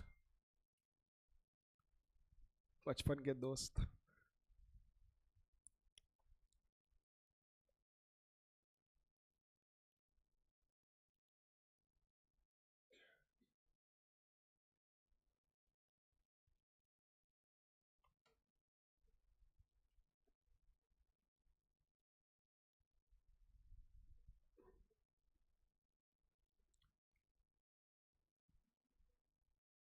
नहीं आया. कितना answer? 81 rupees का difference आ रहा है. अरे अब यू गेटिंग 99,500 एंड 18,000 का डिफरेंस आ रहा है. एक कैश फ्लो ही उड़ा दी होंगी बेटा तो पूरा. लास्ट वाला ली 30,000 divided by 1 plus R whole power 4, क्योंकि वो भी अप्रोक्सीमेटली उतना ही होगा 18,000 के रेंज में.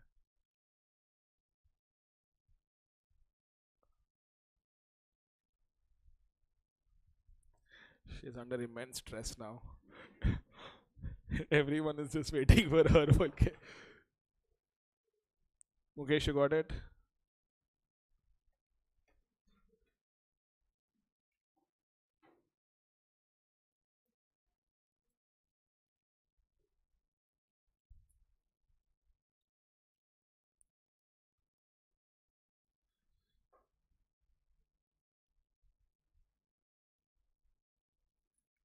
अरफा आया बेटा? कैलकुलेटर लेके सर पे मारते रहे. All right, guys. Let's assume that everyone got 99,622 rupees, guys. So you now know that the answer is less than 12%. Why is it less than 12%? At 12%, you're already getting a higher present value, lower present value better than 1 lakh rupees. If you want accurate answer as such better, you can start with percentages like 11.5% also as such, guys. Otherwise, the difference of 1% is fine. I'll talk about this also better in some time as to why should we consider a very less difference between these two rates. So let us now, linear interpolation. So let us now start beta at 11% and compute present value at 11%. Alpha will answer. आ गया 99,622. अब तो 11% सबसे पहले start कर बेटा. Same cash flows, 40, 25, 35 and 30,000. Discount them at 11%. Correct beta Nakul, 99,621.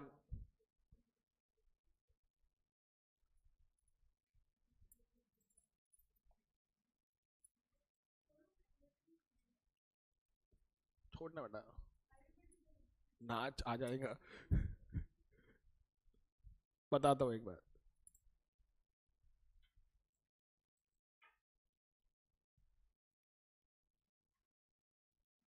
तू भी values लिख रही है बाजू में. ऑल राइट अरफा आ गया.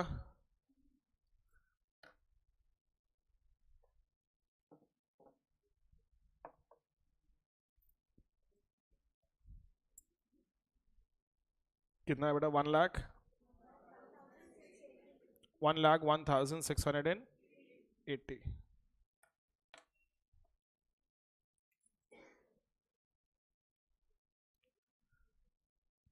1,01,680 guys. Correct बेटा अंजलि. ऑनलाइन वाले आंसर भी कर रहे हैं. आ गया? अरे वाह. So guys, present value at 11% beta is 1,01,680. At 12% it is 99,622. So you now know beta that the answer is between 11% and 12%. How do you compute it? Exact return sort of?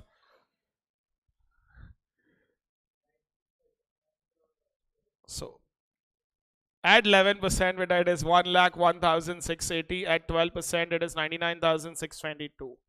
Somewhere between this, beta, will be 1 lakh. From here to here, guys, the total change in present value is how much? From 1,01,680 to 99,622. The total change, beta, is 2,058. This is the total change in present value from 1,01,680 to 99,622. Clear? But you want a change of only 1,680 rupees. You want the present value to reduce from 1,01,680 to 1 lakh. Now, for a change of 1% in discounting rate, the present value has changed by how much? 2058. When you moved from 11% to 12% as such, beta, the total change in discounting rate is 1%. The total change in present value is 2058. We want a change of how much in present value? 1680. For that, what should be the proportionate change in discounting rate? 0.816. Therefore, your IRR, beta, would be 11.816%. 1680 multiplied by 1 divided by 2048. Guys, do not deduct this from 12%, beta. If you want to take from 12%, the difference should only be this. If you want to deduct.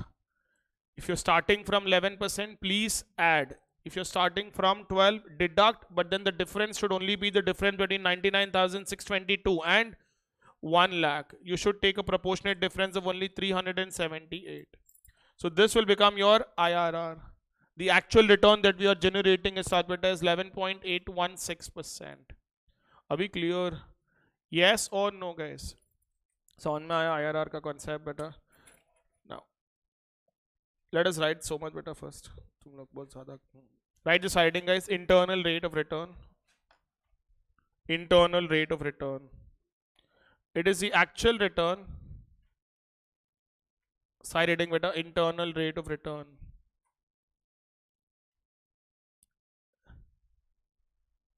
लिख ली already. It is the actual return generated. Actual return generated on a project. It is the actual return generated on a project. Actual return generated on a project.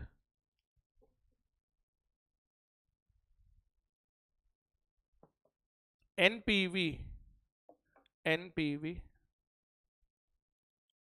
only signifies the excess return in absolute terms.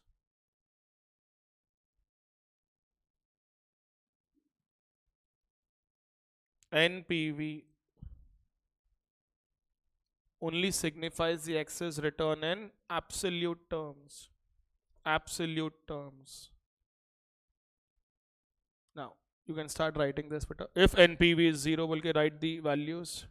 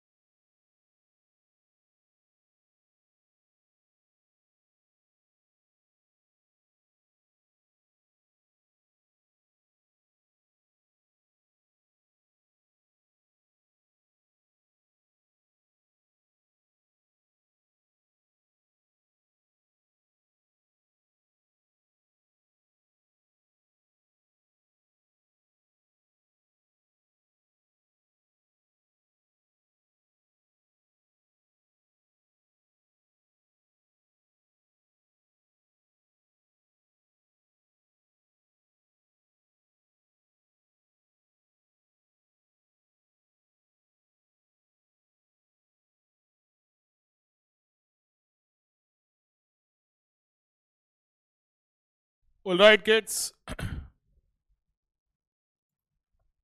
आ गया सबको answer ये? नहीं आया?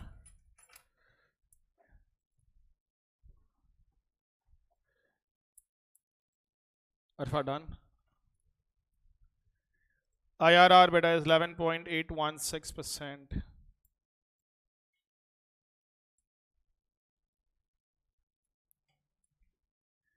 क्या meeting के लिए बुला रहे हैं?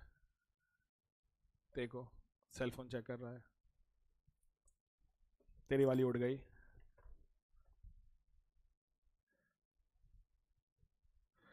You'll have to still prove, guys, whether 11.816% is the actual return or not, guys. How can we prove that calculation better?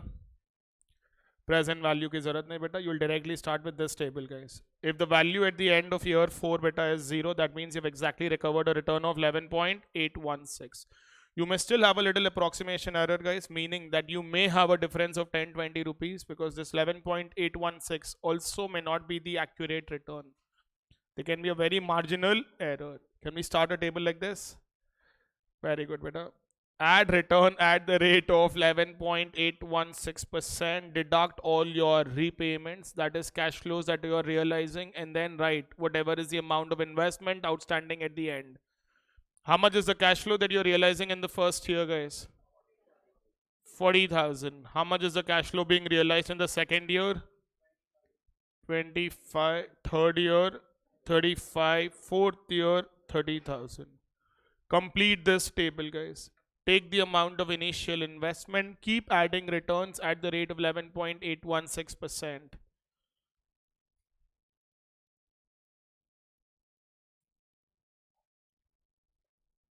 Online students, I hope you're all listening better. The ones whose chat box also do not function.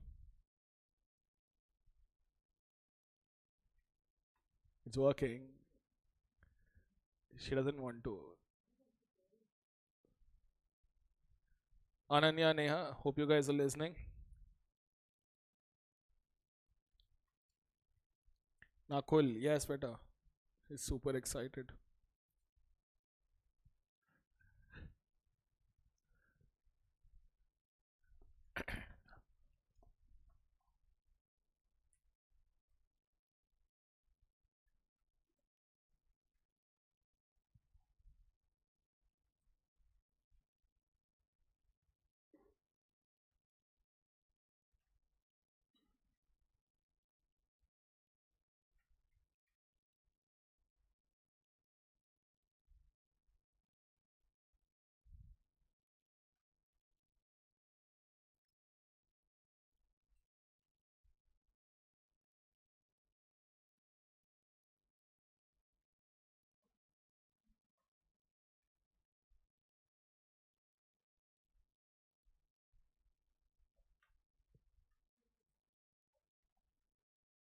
आराम से अभी तो Feb तक है sir.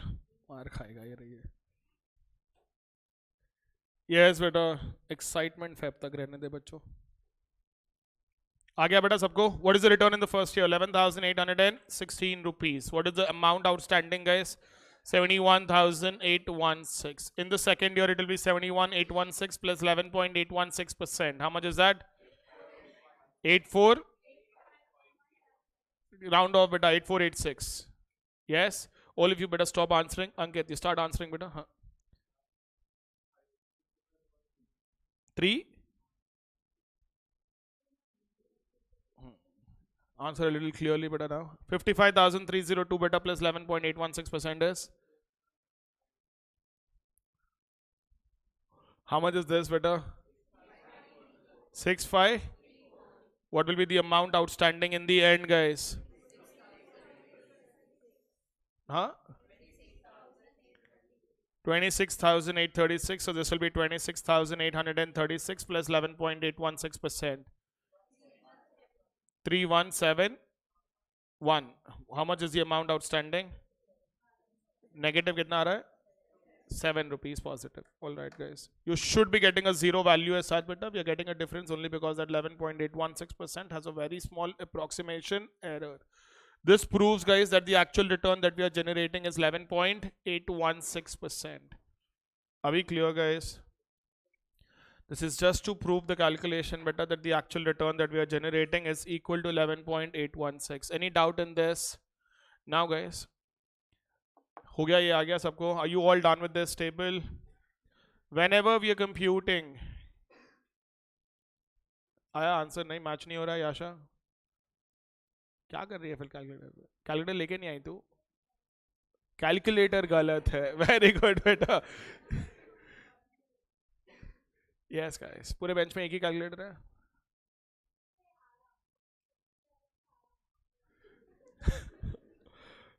तो हिंदी सीख बेटा पहले. Anyways, coming back to this बेटा.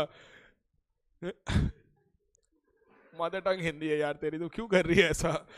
So anyways guys, coming back to this, whenever we are computing IRR as such guys, we will have to ensure that the difference between the rates that you consider for computation of IRR should be as low as possible. The reason for this guys is that yes, बाद में भी काम में आएगा, there's something called as convexity of a bond. We'll be learning about a concept of convexity that is based on the similar concept. Whenever we discount cash flows as such guys, the relation between discounting rate and the present value of cash flows is not linear. ये 2024 में batch वाला है बेटा, इसलिए इसको याद है बस. So when you say you've discounted cash flows at 10% guys, what was the present value of cash inflows that we got? 1,03,000. अभी पिछला वाला प्रोजेक्ट बेटा जो अभी लिखे 1,03,811. At 11% beta, the present value was 1,618,1880. And at 12% beta, the present value of cash flows beta was 622. When the discounting rate beta changed from 10% to 11%, that is by 1% as such beta, the present value of the cash flows changed by what amount? 2.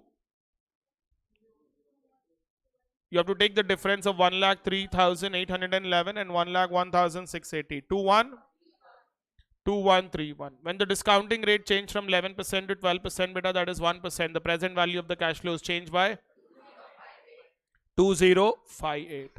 As you keep increasing the discounting rate as such beta, there will be a lesser reduction in the present value of cash inflows. Even this point was tested once long back in bond valuation. Basically, when interest rate changes from 5% to 4%, 5% to 6%, which is going to have a larger impact on the value of a bond. So you should know all of this better. As you keep increasing the discounting rate, no doubt about it, the present value of cash flows will keep decreasing.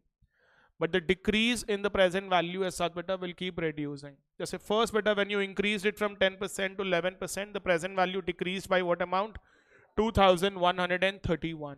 Now when you are increasing your discounting rate from 11% to 12%, the present value is decreasing by 2,058. But obvious, if I compute present values at 13%, the change in cash flows will be lesser than 2058.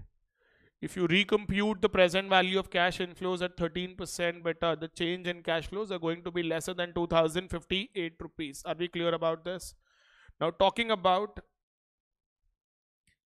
if I take discounting rate on x-axis and the present value of cash inflows on y-axis, if you plot all the discounting rates and present value, you are not going to get a straight line, you are going to get a curve. This is why we say better that the discounting rate and present value of cash inflows do not share a linear relationship. If they were sharing a linear relationship, this change should have remained constant. If I write y is equal to mx plus c, beta kabhi sune iske bare mein, say 2x plus 3, the change will always be 2 times. It will remain constant. If I increase the value of x by 1, the value of y will increase by 2. That's a linear relationship. Yahan pe beta the change is not constant. Is the change constant? That means if you're plotting it on a graph, you're not going to get a straight line. You will get a curve. If you are getting a curve as such guys, and say for example, you take 5% and 15% to compute IRR. ये 5% है समझो बेटा, and this is 15%. If you take 5% and 15% to compute IRR, what will happen beta is, when you take that calculation on a proportionate basis, you are assuming that there is a linear relationship. Are you not calculating it on a proportionate basis? From 11% to 12%, so much is the change. How much is the change for this proportionate amount? Your answer will not lie on the curve. Your answer will lie somewhere on the straight line. The difference between the actual answer, guys, and the straight line will increase if you take a higher difference between lower rate and higher rate. I repeat, your answer will be on that straight line, but the actual answer should be on that curve. But what will happen, beta, if you take a lower difference between, say if I take a difference between 10% and 11%, even if I draw a straight line as such, beta, here, the error as such, beta, is going to be very, very less. That is why, beta, few people do not even take 11% and 12%. Just यहाँ पे Kaushik, beta, took 11.5% and 12%. यहाँ पे life of the project is only 4 years, beta, cash flows are not that varying as such, so it will not make such a huge difference. But if the life of the project is 10 years, 15 years as such, guys, and the cash flows vary way too much, sometimes approximation error, beta, goes up to 2-3% also. If you take a lower rate and a higher rate, much higher difference between lower rate and higher rate. Are you getting the point? Yes or no? Whenever we are computing IRR, we will have to ensure that the difference between lower rate and higher rate is as low as possible, preferably 1%. You can take less than 1% also, we have no problem. If they specify interest rates in the question, then you're supposed to use only those interest rates. If they tell us 10% and 15% as such, then there is no other alternative. I will have to use 10% and 15%. But if it is not specified, you will have to use a difference of 1%. At one rate, you should have a present value more than the initial investment. At the other rate, your present value should be less than. Just because I say difference should be 1%, you will not take 1% and 2% and then make proportionate calculation. Answer आएगा बेटा वहाँ पे भी. I can compute present value at 1%, I can compute present value at 2%. And then compute proportionately, but that will not give us the accurate answer. Approximation error will increase. Is that clear? Important है guys, याद रखना. This is why beta we also have convexity. जैसे bond valuation guys is nothing but present value of all future cash flows. There will be two concepts that we'll be learning there. One is duration, which says that it is a linear relationship. Then convexity आएगा बीच में कि तू वाहियात है. It is not a linear relationship. It is actually a curvilinear relationship. Are we clear about this? But all the, irrespective of which instrument are we valuing as such, better this basics of time value of money cannot change. It is not because it is bond, it is because it is present value of cash inflows. Are we clear? So this is what better the relation between lower rate and higher rate for computation of IRR. What is the other important thing that you have understood here? As you keep increasing the discounting rate, what should happen to your present values? They should keep decreasing. Will they keep decreasing at a constant rate? No. What will happen to the amount of decrease?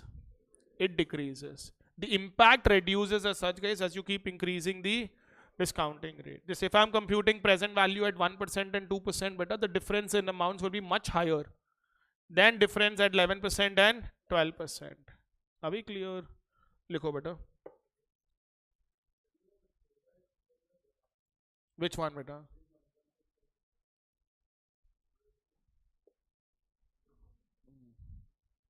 PhD नहीं किया बेटा maths में मैं क्यों अब यहाँ पे 1% यहाँ पे 2% रहेगा बेटा. When you draw proportionate line, the line extends like this. तेरा आंसर कहीं यहाँ पे रहेगा. And you will get an answer on this straight line. Are you getting the point? You still get a huge difference. So that is why it should always be one rate lesser than that investment, one rate higher than that investment.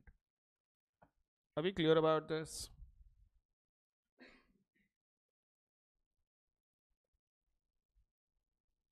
Now, क्या लिख रहे थे बेटा? Write down. The relation between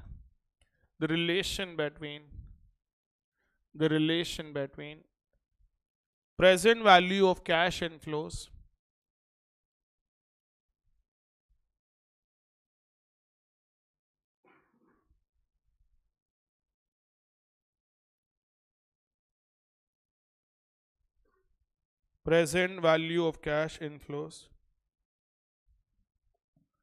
and discounting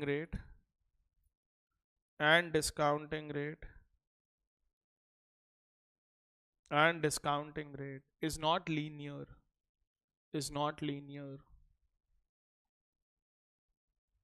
That is the change in present value. क्या हुआ सौरभ? तुम लोग अजीब स्माइल करते जा रहे हो, कुछ पूछे तो क्या हुआ, वो तो नहीं. That is the change in present value will not remain constant. ध्रुव चाबी दे के आना प्लीज, मैं लिखूँ तेरे लिए या चलेगा? नीचे मैम वेट कर रहे, चाबी दे के बस. The change in present value will not remain constant. Write this better. At 10%, at 11%, and at 12%.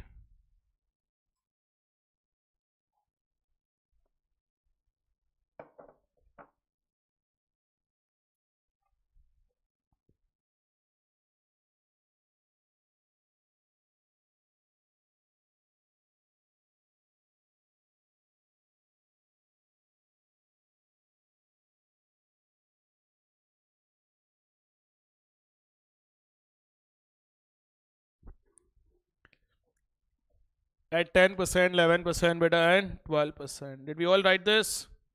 Now, beta, next.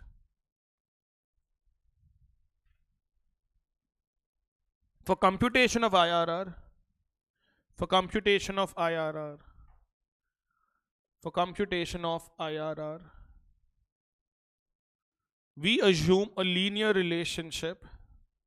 For computation of IRR, we assume a linear relationship. We assume a linear relationship. Linear relationship between the higher rate and, sorry, we assume a linear relationship between discounting rate and cash inflows. Discounting rate and cash inflows. Hence, if we consider a higher difference, hence, if we consider a higher difference, hence, if we consider a higher difference,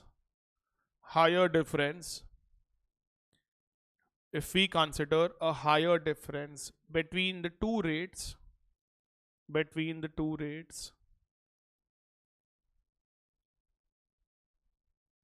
the approximation error will be high. The approximation error will be high. The approximation error will be high. उसके नीचे ऐसे दो graphs करो बेटा. On x-axis we have discounting rate. On y-axis beta we have present value of cash inflows.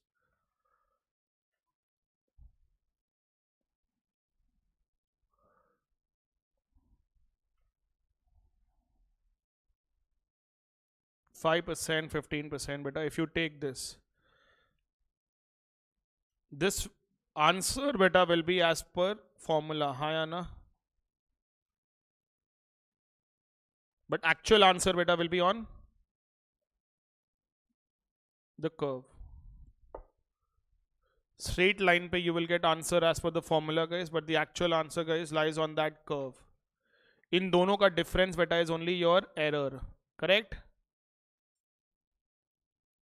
Answer as per formula will be on that straight line. Actual answer will be on the curve. The difference between these two will be your error, approximation error.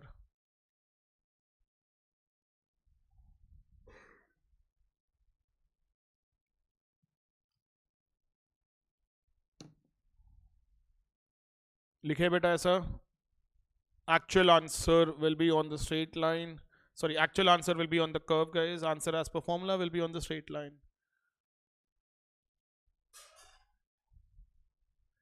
Now,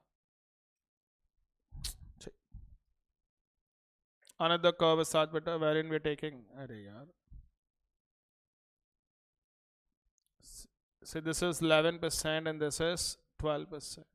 So even if you take a linear relation as such beta, the error will be very less. The error will be less. Make another graph like this beta and write that the error will be less. समझ में आ गया निमित? पक्का?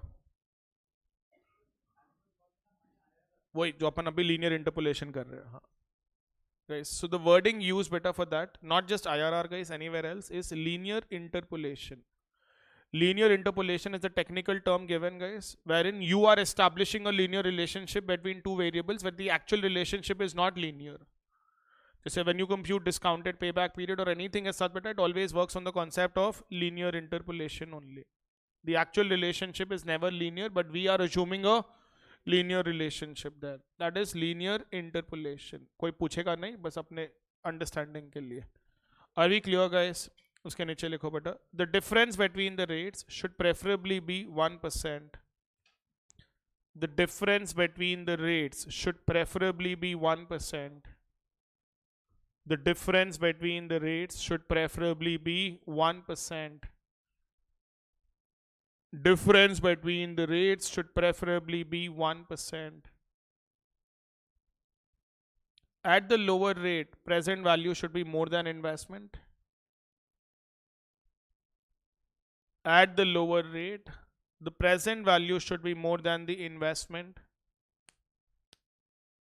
The present value should be more than the investment. And at the higher rate,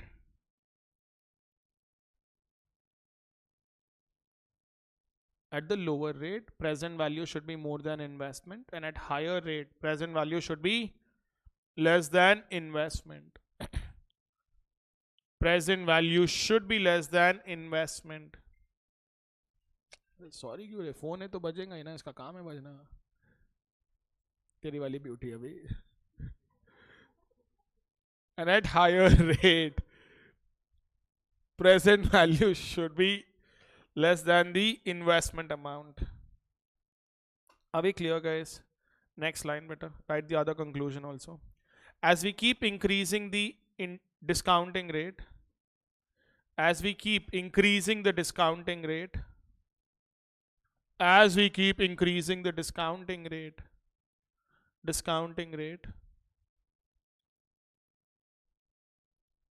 the present value of cash inflows will keep decreasing.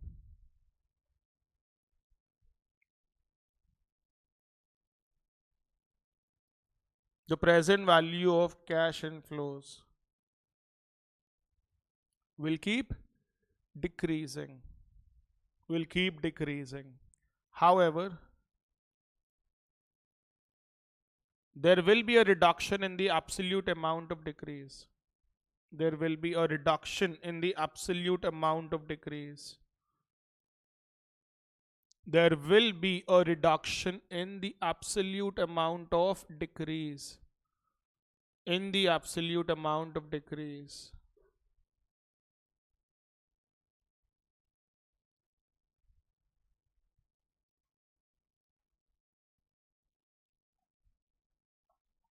समझ में आ गया बेटा ये? Yes or no guys? अब ये हो गया बेटा regarding the concept of IRR. अब आता है सबसे important reinvestments.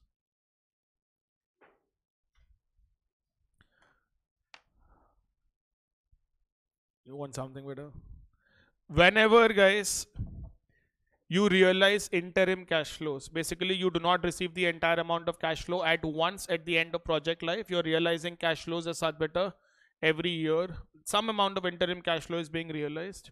The effective return that you generate will all depend on the rate at which the reinvestments are being made. ठीक है? There's some amount of reinvestment risk if you realize cash flows as such guys during the life of the project. If you're realizing the cash flow at once at the end of project life as such बेटा, ऐसे डराओ मत यार, क्या कर रहे हो विधि? If you're realizing the cash flows at once better at the end of project life, then there will not be any reinvestment risk. You do not have to worry about reinvesting the interim amounts that you are realizing. समझ में आ रहा है? Yes or no guys? Say you start a chit as such better, assuming that you will withdraw money. You know how a chit fund works. Everyone contributes as such guys some amount every month. Initially whoever is withdrawing will have to take a discount. Just say if the chit is of 50 lakh rupees, first month better you will not get more than 39-40 lakh rupees. Next month gradually it becomes 40.5 lakhs, 41, 42. The amount gradually increases guys. तो ये जो 39 lakhs जो भी first वाला withdraw कर रहा है, that will be equally distributed among 20 people. So you contribute less initially. So if you are withdrawing in the last month, beta, you will get the entire 50 lakhs, subject to commission of the person who's running the show. He may charge anywhere between 2% to 3%, depending on his popularity. If he's very famous, they may charge 3% also, because he know the people who are putting in money, beta, knows that there is no risk involved. नए नए बंदे बेटा charge 2%, 1.5% also, but there is risk. कल के दिन पैसे नहीं आए तो क्या होगा बोल के. So anyways guys, so imagine that you start putting in money in a chit fund साथ बेटा, every month you keep contributing an amount, you compute IRR works out to 0.8%. This is what you will get as of now guys, if you put your money in a chit fund, 0.8 per month, not per annum. That too guys, it is contingent on you receiving the amount in the last month. If everyone wants to withdraw in the last month बेटा, it cannot work like that. ठीक है, फिर आता है draw, जिसका भी नाम chit पे आता है, he has to withdraw. There is no other option given. Imagine that you end up withdrawing the amount in the 15th month only. You will not get 50 lakhs, you may get 46 lakhs, 47 lakhs. If you keep that money in your house only as such, beta, do not do anything with that amount for the next 3-4 months or 6 months as such guys, your return will not even be 0.2% or 0.3%. You calculated initially that your return is supposed to be 0.8%, but that is contingent upon you withdrawing the money in the last month, assuming that you will get the entire 50 lakhs. अब बीच में पैसे मिल गए तो 50 lakhs आ नहीं रहे. You are getting only 46-47 lakhs, and you're not doing anything with that amount. You're just putting the amount in your house. Your effective return will come down from 0.8% directly to 0.3%, 0.35%, nothing more than that. Whenever cash flows are being realized in the interim period, ये जो IRR calculate करते हैं ना बेटा, that IRR will not work if reinvestments are not being done. जैसे here बेटा we got an IRR of 11.816%. That IRR of 11.816% holds good if and only if you are reinvesting the amount at 11.816%. If you are reinvesting the amount at 5%, 6%, your effective return realized will not be 11.816%.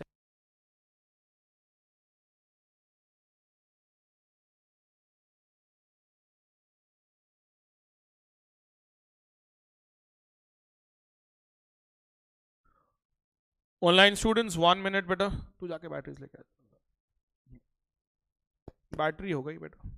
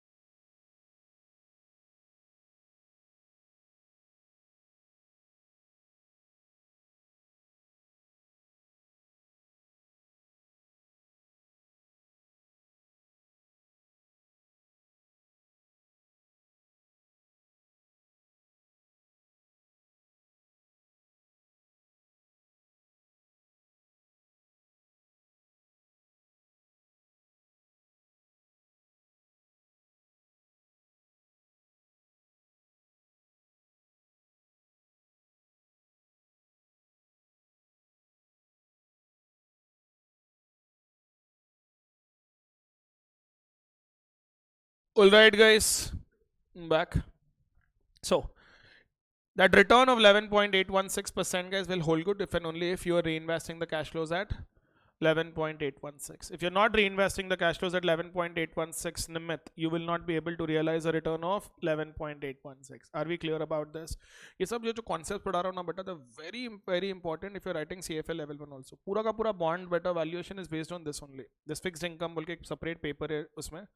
That is only these concepts, nothing else. So now guys, let us go back to that question as such beta. What were the cash flows that we have realized? The cash flows that we got as such beta is 40,000, 25,000, 35,000 and 30,000. Our required rate of return in that question beta was 10%. Our IRR was required rate 10%, IRR is 11.816%. Let us consider the first scenario guys, wherein you forget to reinvest the cash flows. Forget matlab as such beta. Every year you receive cash flow as such, guys. 40,000. You put it in your cupboard. You look at it every day morning as such beta. You're very happy that there is cash lying in the cupboard. You get another 25,000 in the next year. You again put it in the cupboard as such beta. You're very happy. This is starting में beta article students as such, guys. Whenever they receive money as such beta, just lying in savings account or max beta we create a fixed deposit. मतलब ये उम्र में FD कर रहे हो बेटा क्या? What is wrong? I do not know. But anyways, guys, कर रहे हो बेटा कोई FD यहाँ पे अभी? नहीं. Do we invest in mutual funds directly? No. What do you do with the money, beta? Shopping में चले जाते. Direct equity investment. अरे वाह, वेदिका माते. We'll take her expert opinion, guys, when we start equity share valuation chapter. So when you're not reinvesting anything as such, guys, the total balance that will be lying in your cupboard at the end of 4th year will be how much? 1,30,000. You're receiving money, you put it in the cupboard as such beta. Assuming there are no termites in the house. You will still have how much, guys? 1,30,000 rupees at the end of 4th year. Yes or no, guys? If I have 1,30,000 rupees at the end of 4th year, guys, and I invested how much today? 1 lakh. Can I compute my actual return? Accumulated balance is equal to P into 1 plus R whole power N. 1,30,000 is equal to 1 lakh multiplied by 1 plus R whole power 4. 6.77. 77 ही बोल रहा ना तू? The actual rate 78 beta 775. यार छोड़ो ना यार. हाँ. The actual return is coming down from what percentage beta? 11.816% to 6.77%. If you are not doing anything with those cash flows, you've invested in the project, you're getting these cash flows every year, you're not reinvesting the cash flows, the money is lying idle, guys. In that case, our return is coming down to 6.77%. What if I reinvest cash flows at 11.816%? That is IRR. If I reinvest the cash flows, ये समझ में आया बेटा सबको? If I do not reinvest anything at all, beta, there is no amount that is being generated. That is why your accumulated balance at the end of 4th year is simply equal to the sum total of all the cash flows. All right. एक बार MTP में पूछा था, compute reinvestment income. For that, you should obviously know all of this, guys, as to how reinvestments work. So if you are reinvesting at 11.816%, guys, when are you going to realize the first cash flow? At the end of 1st year. If I reinvest at the end of 1st year, guys, till the end of 4th year, for how many years will I generate return? 3 years. So this amount will be 40,000 multiplied by 1.11816 whole power 3. Why whole power 3? We are reinvesting this amount beta for a span of 3 years. 25,000 that you are receiving at the end of 2nd year, you will reinvest for how many years? 2 years. So this will become 25,000 into 1.11816 whole power 2. 35,000 you will be reinvesting for how many years? 1 year. 30,000 beta no reinvestment because you're realizing it at the end of 4th year. Can you compute and tell me how much accumulated balance will you have at the end of 4th year? जो भी cash flow आ रहा है, we are reinvesting. Obviously money should not be kept idle. You will have to put it somewhere. You either reduce your borrowing better, if at all we have borrowings, or you reinvest the amount. I am assuming that I'm reinvesting at what rate? Same IRR that we computed, 11.816. Whether it is possible or not, that's a discussion for a later time. Abhi ke liye, yes, if I'm investing, what is the amount that I have? Guys, if you recall better, this is what we did in investment decisions, capital budgeting, to decide whether NPV is a better alternative or IRR is a better alternative. There was a question wherein we have to compare both the alternatives. So how much is this, guys?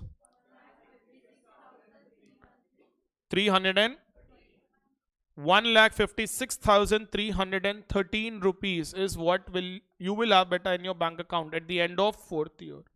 If you keep reinvesting cash flows at the rate of 11.816%. Aya, Arfa? First cash flow you're reinvesting for 3 years, second cash flow you're reinvesting for 2 years, third cash flow for 1 year, last cash flow will not be reinvested.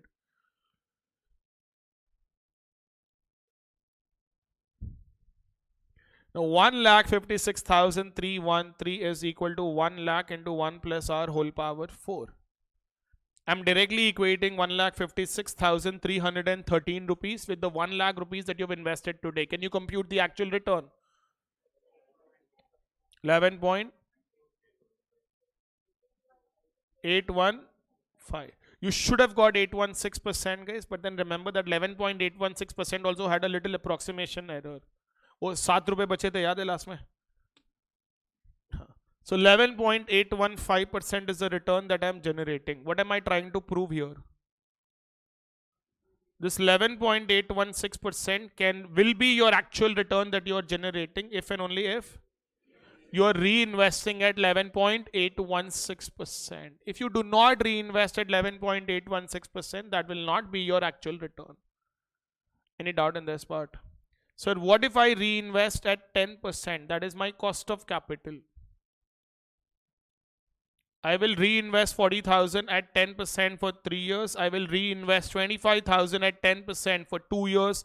35,000 at 10% for 1 year. 30,000 no reinvestment. Can you compute and tell me what is the total balance that you will have at the end of 4th year?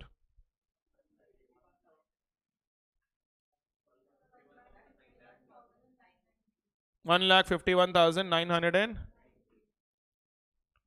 40,000 into 1.1 whole cube, 25,000 into 1.1 whole square, 35,000 into 1.1, and then 30,000. Guys, even if you know that the calculation is simple, keep calculating better. That practice helps in the examination. क्या वो answer नहीं आ रहा है? ये तेरा नहीं है, किसका है ये? Kaushik, why did you give her your calculator, beta?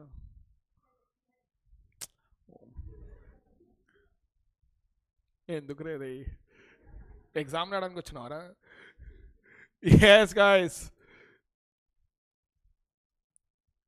1,51,990 beta is the accumulated balance. So you'll write 1,51,990 is equal to 1 lakh into 1 plus r whole power 4. ये calculator का part ना बेटा, this happened in November 23 exams. A student texted and she's like, sir, remember you have a calculator which you used to use in the class. I said, yeah, I have it. I need it, sir, urgently. मेरा same calculator है, खराब हो गया है, and it is not available in the market anywhere. She came all the way till here. उसके exam से अगले दिन से. She's like, I need this calculator at any cost. Yes, beta. So anyways, 1,51,990 is equal to 1 lakh into 1 plus r whole power 4, beta. What will be your r? 11.03. If you reinvest your cash flows beta at 10%, that is your cost of capital, your actual return is coming down to 11.03%. समझ में आ गया? So whenever we talk about IRR, guys, remember IRR can be realized if and only if reinvestments are made at IRR. If you're not reinvesting your money at IRR, you will not be able to generate that return. This 11.03% that we computed is called as MIRR, Modified Internal Rate of Return. Because IRR has a drawback. What is the drawback of IRR? We will be able to realize IRR only if cash flows are reinvested at IRR. That's a drawback of IRR, because not always you will have opportunities to reinvest at IRR. MIRR assumes that reinvestments will be made at cost of capital, which is realistic. Cost of capital represents your opportunity cost. Even if you're not reinvesting, you can at least reduce your borrowings to that extent. So MIRR assumes that all the reinvestments will be made at cost of capital beta. So MIRR is actual return generated after reinvesting cash flows at cost of capital. Understood all the 3 points? Yes or no, guys? समझ में आ रहा है नहीं आ रहा है? Ankit, do you have a doubt? Blank face. Face does not have. Stand up कर रहा है बेटा तू यहाँ पे. Face does not have an expression. कहते. Someone told me beta there are how many odd muscles in the face. जाने दो बेटा. हाँ. अभी. We'll make sure beta that you express a lot over the coming days. Anyways, guys, are we all clear about this? Chalo beta, let's start writing. Citing reinvestments. Citing beta, reinvestments. लिख ली क्या थी citing? Now write down. If cash flows are discounted at a particular rate, if cash flows are discounted at a particular rate, if cash flows are discounted at a particular rate, at a particular rate,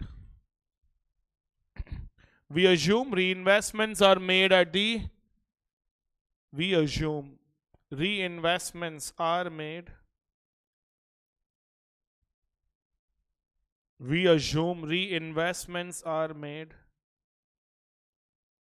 reinvestments are made at the same rate. We assume reinvestments are made at the same rate.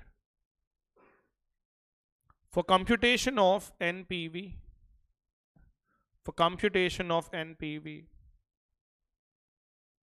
for computation of NPV, we discount cash flows at, for computation of NPV, we discount cash flows at cost of capital. You discount cash flows at cost of capital. Hence, reinvestments are also assumed to be made at, reinvestments are also assumed to be made at, reinvestments are also assumed to be made at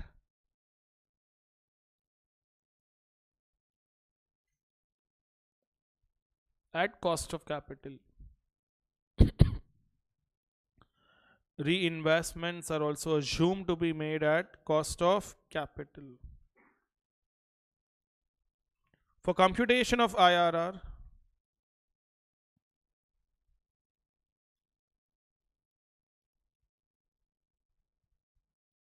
for computation of IRR, we discount cash flows at IRR. We discount cash flows at IRR.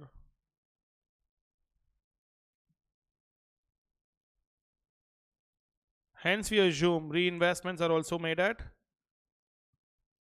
IRR. We assume reinvestments are also made at IRR.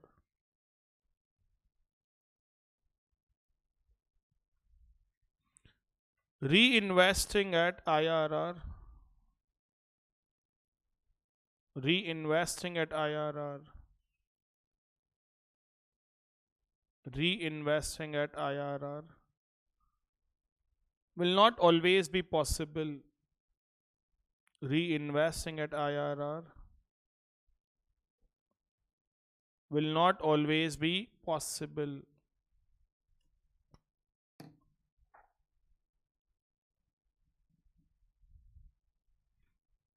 Next better. Write this. Copy the entire table, guys.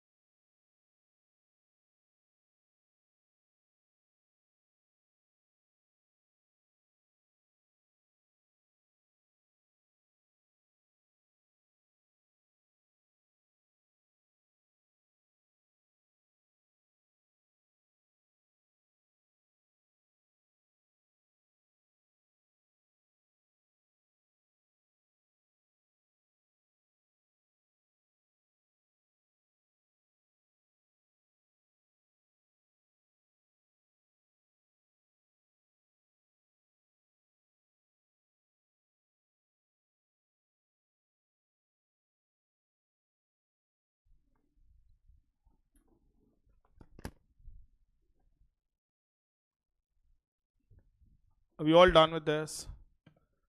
So how do we interpret these values, guys? Your actual return, guys, will be 6.77%. If cash flows are not reinvested, please write this also, guys. If cash flows are not reinvested, your actual return will be equal to 11.815%. If cash flows are reinvested at 11.815%, 6%, that is IRR.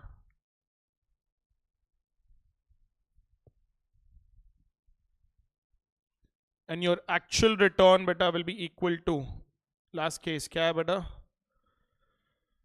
11.03% if cash flows are reinvested at 10%.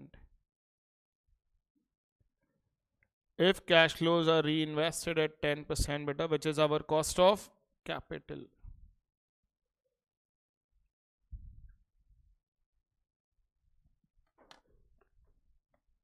Actual return beta will be 11.03% if the cash flows are reinvested at 10% cost of capital. Are we clear, guys? Yes or no beta? वो लिख लेना, guys. MIRR, that is modified internal rate of return. MIRR. MIRR. If you ये लिखे बेटा सब? नहीं लिख पहले. Write this.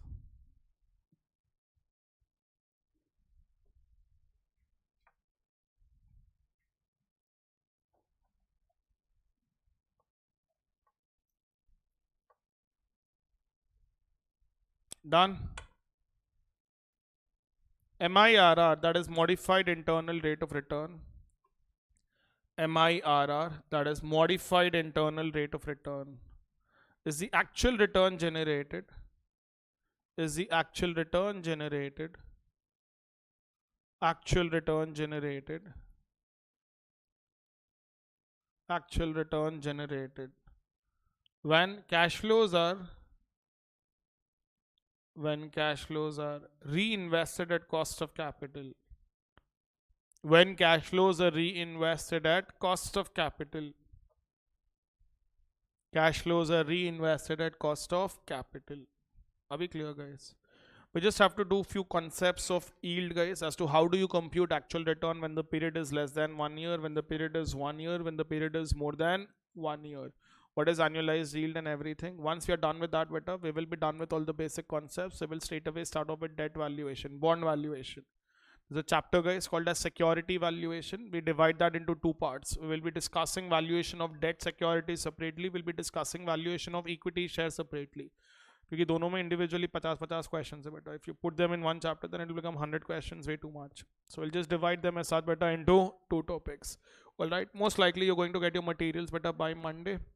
कल के लिए भी बेटा you will not, even if I need to solve questions, I'll display the questions. ठीक है? चलो बेटा. That's the end of today's session. See you guys tomorrow. Bye bye. Online students, end of the session beta. Bye bye.